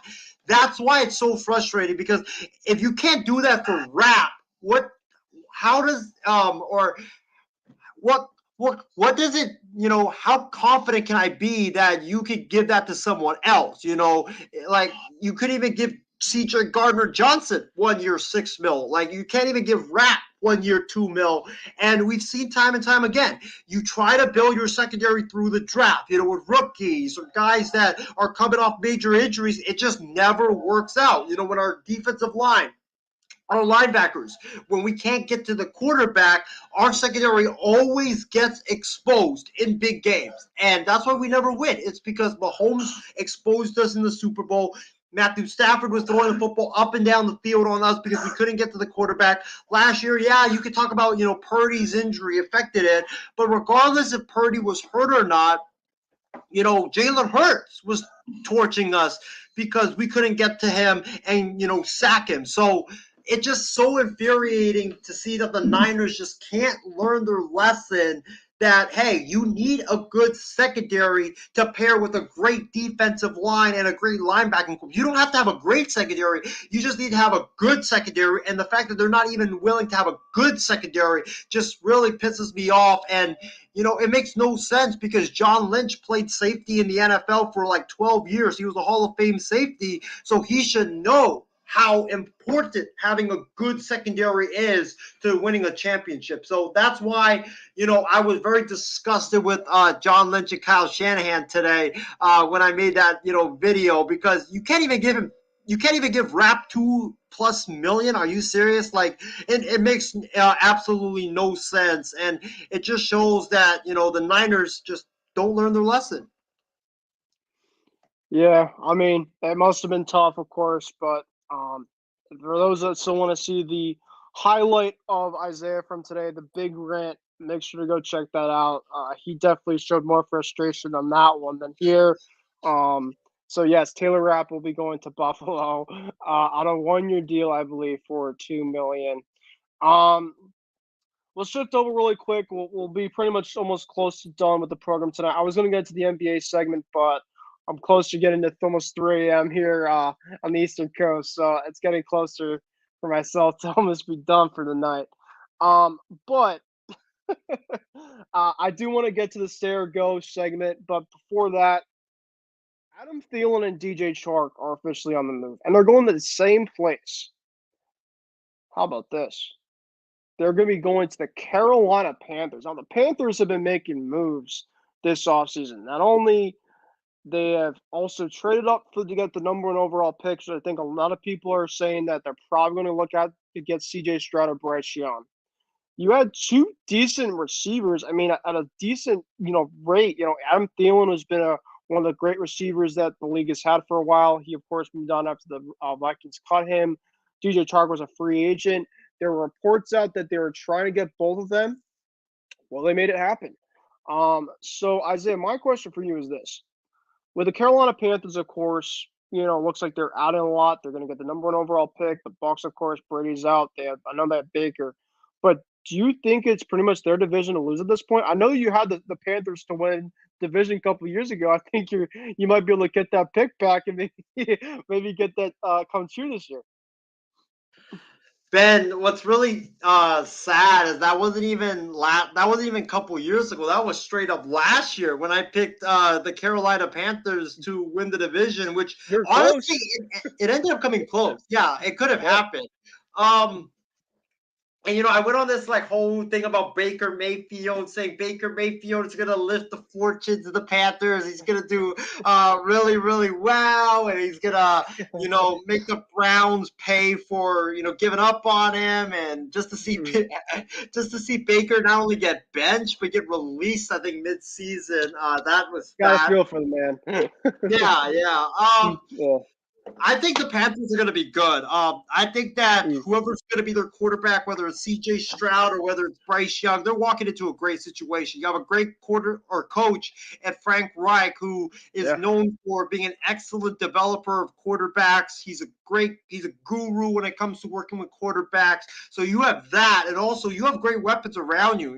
With DJ Chark, who's a fast, speedy receiver, did a lot of great things in Jacksonville, and also Detroit as well. And then you have the Panthers adding Adam Thielen, very underrated. He's a guy that is a over the middle type of a guy. He's a security blanket for the quarterbacks. The offensive line got better. Once Matt Rule was fired mid-season, the running game with Chuba Hubbard, Deontay Foreman as well. It's pretty solid. The Panthers Miles have Sanders now too. Yeah, Miles Sanders too as well. So they have an electric running game, so the quarterback doesn't really have to do a whole lot and put the team on his back. I like what the Panthers have done. And I think that when you look at this division, New Orleans, I think, will be better with Derek Carr. Carolina, I think they'll be in the mix as well. It depends really what Tampa does. Because if they go with Baker, I don't really know how Baker is going to do in Tampa, just because I think that we've seen his ceiling and we've seen what he could do. He's more of a game manager, Jimmy Garoppolo type of a quarterback. I want to see what Kyle Trask does, because I think that Kyle Trask, we haven't seen him play in the NFL. And when he was in college, he was one of the most electric quarterbacks in college football. So I really want to see what he can do with the Bucs. I think he could take the Bucs further than what Baker Mayfield could take them. And then, when you look at the other teams, or the other team in that division, the Falcons, they also are in the mix as well. It just depends. If they get Lamar Jackson, then I think that division is totally theirs. Yeah, I mean, time will tell about that, but I just wanted to get that out there really quick because I think those are obviously some names, of course, that I think will help the Panthers a lot, and kind of the offseason that they've been doing. They've been, of course, very active in that. So the last segment I want to get into for NFL and for the show for tonight, and by the way, Isaiah, I appreciate you coming on. The names to watch out for in the receiver market. Let's do a quick little game, and I guess the game has been kind of the term for tonight, which I like to have. A little bit of have some fun here. It's late at night, keep us going, keep our minds going. I know that he's a free agent, but Odell Beckham is still out there, right? And I think that specifically, he seems like he's going to be probably go. There's going to be a team that's going to want him. So, where do you have him going as of right now? I have him going to the Jets. I think it's a foregone Hmm. conclusion that he will do it. I think he's just waiting for Aaron Rodgers to go there and then he'll sign. But I think that he'll go to the Jets. I don't really see anybody offering him that 15 to 20 million ridiculous amount that he wanted per year. But I think he'll go to the Jets for a solid amount, and I think that he'll pay dividends for New York because when you think about the Jets, you would have Rodgers, you would have OBJ, you would have Garrett Wilson, you would have Alan Lazard as well, underrated receiver. But that OBJ and also Garrett Wilson that duo itself, I think, takes the Jets up there with the Dolphins having one of the best wide receiving duels in that AFC East. So for me, I'm going with the Jets. And I think for OBJ, with him going with Rodgers, Aaron Rodgers helps a lot of wide receivers get paid and rebuild their value. And I think that going there with him, I think would really help him out. I still think that the Cowboys are a big landing spot for OBJ. They don't seem like they're on the running right now for Hopkins. So I think that with that being said, I think that the Cowboys really, and to me, potentially a Giants reunion. I doubt it's going to happen, but I think between the Cowboys and the Jets, Isaiah, I think those are the teams right now for OBJ services. DeAndre Hopkins. Now, DeAndre Hopkins, the latest with him is, that there was a report out saying that he won a potential Chris McCaffrey trade. I don't know if any team really wants that right now, but I think that they might have sweetened up the potential deal, potentially of making it maybe like a Brandon Cooks trade. And I think that could potentially start to entice more teams. I saw a report today that potentially the Buffalo Bills could be in on him, but I think that as of right now, that talk could be a little bit stalled. So for me specifically right now, of course the Patriots I think could be in on DeAndre Hopkins. I think he'll be going as well, by the way. I think that the Cardinals are ready to move on from him and facilitate a trade. The team I'm looking at right now for DeAndre Hopkins. Ooh, man.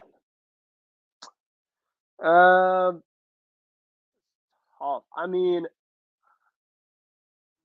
maybe. How would you guys say? I'm thinking a little bit here. Oh man, I could go a whole bunch of places with Hopkins, but as far as where I think that he will go, ooh, I think he'll go to an AFC team because I don't think the Cardinals want to send him to an NFC team, and also definitely not send him to an NFC West team. So I got him going to an AFC team. And unfortunately, Ben, it's not your Patriots, but it's in your division. I'm going to go with the Jets. I think it's the Aaron Rodgers effect. I think that when Rodgers goes there, it's gonna be like Brady in Tampa Bay. You're gonna see a lot of stars follow him to New York. And I think that, DeAndre Hopkins is one of them. DeAndre Hopkins has shown a lot of respect for Aaron Rodgers, a lot of, affinity for him, and Rodgers has done the same. And, with the Jets, yeah, they have Garrett Wilson, but if they do trade Corey Davis, they already traded Elijah Moore. They could be a Super Bowl championship team with Aaron Rodgers and DeAndre Hopkins and Odell Beckham Jr. Like OBJ is a great piece, but he can't be the number one. Like he's a guy that's been injured so much, sadly, that he has lost a lot of athletic ability. And I think with Garrett Wilson there, if you can get Hopkins, that will really flip the script for the Jets. And I think the Jets, if they do end up with Hopkins, and they have a lot of picks, and they can get Hopkins for maybe like a third-round pick, I think you do it just because you have a lot of picks. Your window is open now to win now with Aaron Rodgers. Probably going to be open for only 2 years. You go all in this year because this is your prime opportunity, which the Jets haven't had for like 40, 50 years. Yeah, and my team now that I decided to pick is the Kansas City Chiefs. Watch out for the Chiefs. I still think that the Chiefs are still in win now mode. I think that DeAndre Hopkins wants to win. no other better place to go to right now than the Chiefs, the Super Bowl defending champs, Andy Reid there, Patrick Mahomes, big enticing spot. So I got Hopkins looking to go to the Chiefs. I'm going to kind of make a combination of the two Denver receivers because this is going to be probably the most fascinating one. And I'm going to go to a receiver that looked like he was in some talks today, and Brandon Ayuk, of Diner. I don't think I'll get into the remainder of the ones just because we could probably save those for another time. But Jerry Judy and Cortland Sutton. I got Cortland Sutton actually staying. I think Jerry Judy's going because I think that Cortland Sutton. I know Sean Payton said the other day that they want to keep him. But I also thought to myself, I'm like, wait, I feel like I've heard this story before with other guys. And I'm not saying that Sean Payton is, he's a great coach. I'm not saying the guy's an idiot, but you know, I think as of right now, he's satisfied with them being on the team, unless I think Denver is going to call. I mean, they'll take calls for guys that will totally, overblown them with a contract offer. And that's what I'm saying the Patriots for Jerry Judy, because I think that right now, Mac Jones is that number one. No better way to have Jerry Judy. You get your one. You also get to have somebody that has played with you in college and knows you really well. And just Jerry Judy's skill set, I think, would be absolutely perfect for the Bill O'Brien offense. Of course, time will tell about that specifically. But Isaiah, for you specifically, stay or go the two Denver receivers that have been floating around this offseason? I think Judy goes. I think Sutton stays, just because Sutton is a guy that can go up and catch the football. He seems like a perfect fit for Sean Payton's offense. And if you're Denver, you gotta at least keep one of those two receivers, because without them, your weapons would be reduced to ash. So I think Sutton stays. I think Judy goes. As far as where Judy does go, it is very tough because there's a lot of teams that do need receivers, like your Patriots. I could see them being a great fit for him. The Browns, I heard, were in the mix as well. But for me, I'm going to go with the Patriots. I think that, Bill Belichick had got a ultimatum from Robert Kraft that he's got to improve the team and at least make the playoffs. And with Mac Jones, we don't know if he's going to be the quarterback. We'll see. But you got to give your quarterbacks the weapons necessary to be successful. Just look at Brady's final year in 2019 where the weapons were downright garbage, and then look at last season where you didn't really have much. And so I think with Bill O'Brien there now, they have a fully competent, functioning offense. You got to add weapons for your quarterback, whether it's Jones or whether it's Zappy. So I got him going to the Patriots. I think the Patriots are desperate enough that they won't trade something really high, but they'll trade one of their second round picks for Judy and get the deal done. And then my last one to wrap up the Stergo segment and the last thing that we'll discuss for tonight's program. I'll probably get to the potential some closing thoughts. We'll see how things go from there. But Brandon Ayuk reportedly got his fifth-year option today from the 49ers. I know that you said this offseason that one of your hot takes was,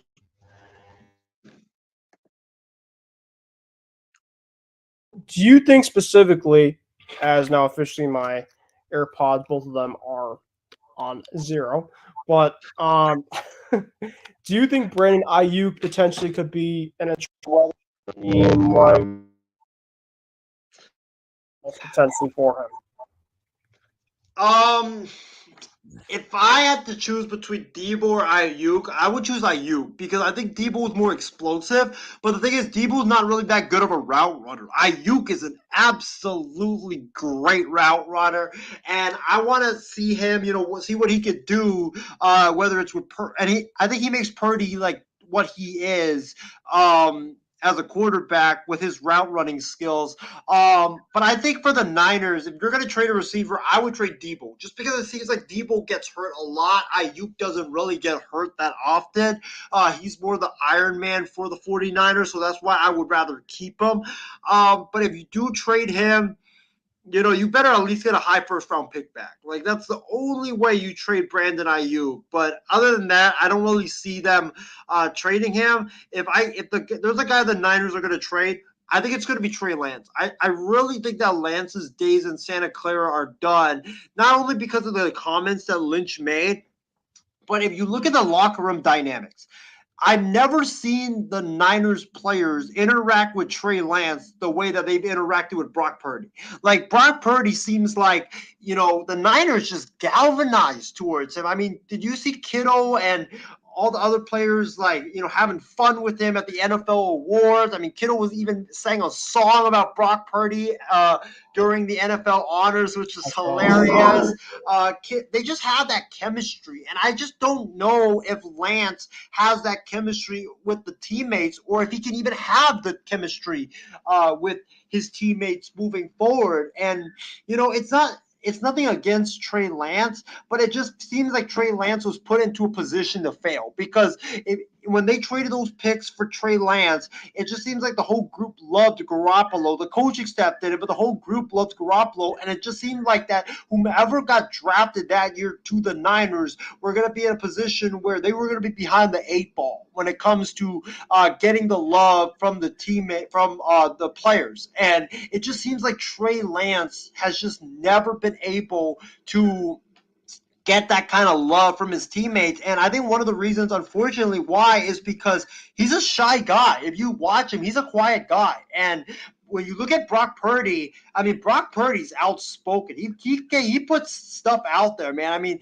I don't think we've ever seen Trey Lance do the kind of swaggy celebrations that you saw Brock Purdy do when they score a touchdown. I mean, he was just like the professional. He was kind of like, what you would expect out of Bill Belichick's players. Like he didn't really showboat. And I think that for the Niners, they're a group that is more laid back. They're a group that, is a showboating kind of group. And I think that they just never really fully embraced Trey Lance. I just never got the vibe that the players never did. And I think the Niners coaching staff have really slowly but surely moved off of having great confidence in Lance after seeing him, in practice and seeing him in the game. So I think that if the Niners do trade someone, I really think it's going to be Lance. And I think that Trey Lance has played his final snap in Santa Clara.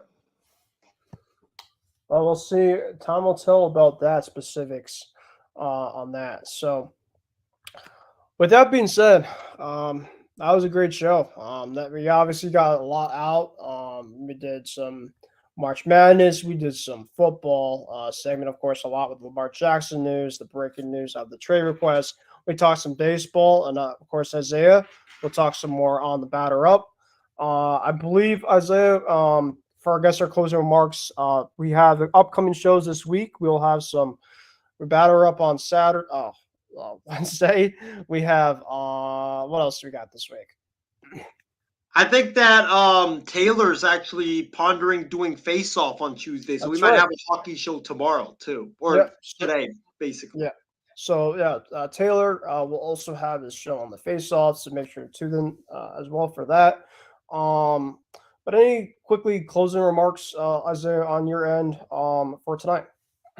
Yeah, my closing remarks would be it was a great show. Thanks to Chardot for joining us or for commenting. I know he tried to join us, but he was having some technical issues. So hopefully we get him on the program sometime soon. But, I had fun tonight on the show, Ben.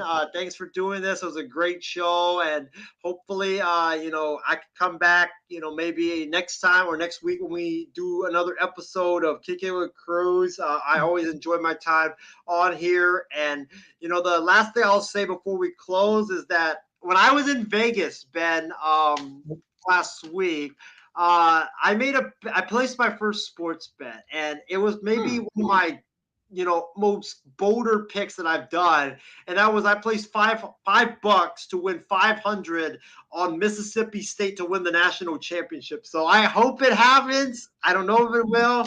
It's a crazy pick, but with college football, you see every year, there's a lot of crazy stuff that always happens. So hopefully that this or next season that will be the thing that hits. Well, they say, Isaiah, whatever is in Vegas stays in Vegas. So You got to see specifically if that bet will live on. But what will live on is the show will live on, and we will have more next week. Isaiah, if you do come on next week, we would love to have you back on. Also, make sure to have your lineup ready potentially, as we had our fun fantasy baseball draft. So we'll see essentially if we'll have other guests on for tonight. But with that being said, folks, thank you guys for joining for tonight. And there'll be, of course, more stuff next week. I would like to get some NBA stuff probably next week. Obviously, Isaiah, if you want to come on, talk about your Lakers. LeBron is back, so now he is off the bench. Of course, we'll get into that stuff as well. But now, with that being said, without further ado, thank you guys for joining us on Kicking It with Kruse, and we will see you next week. Thank you.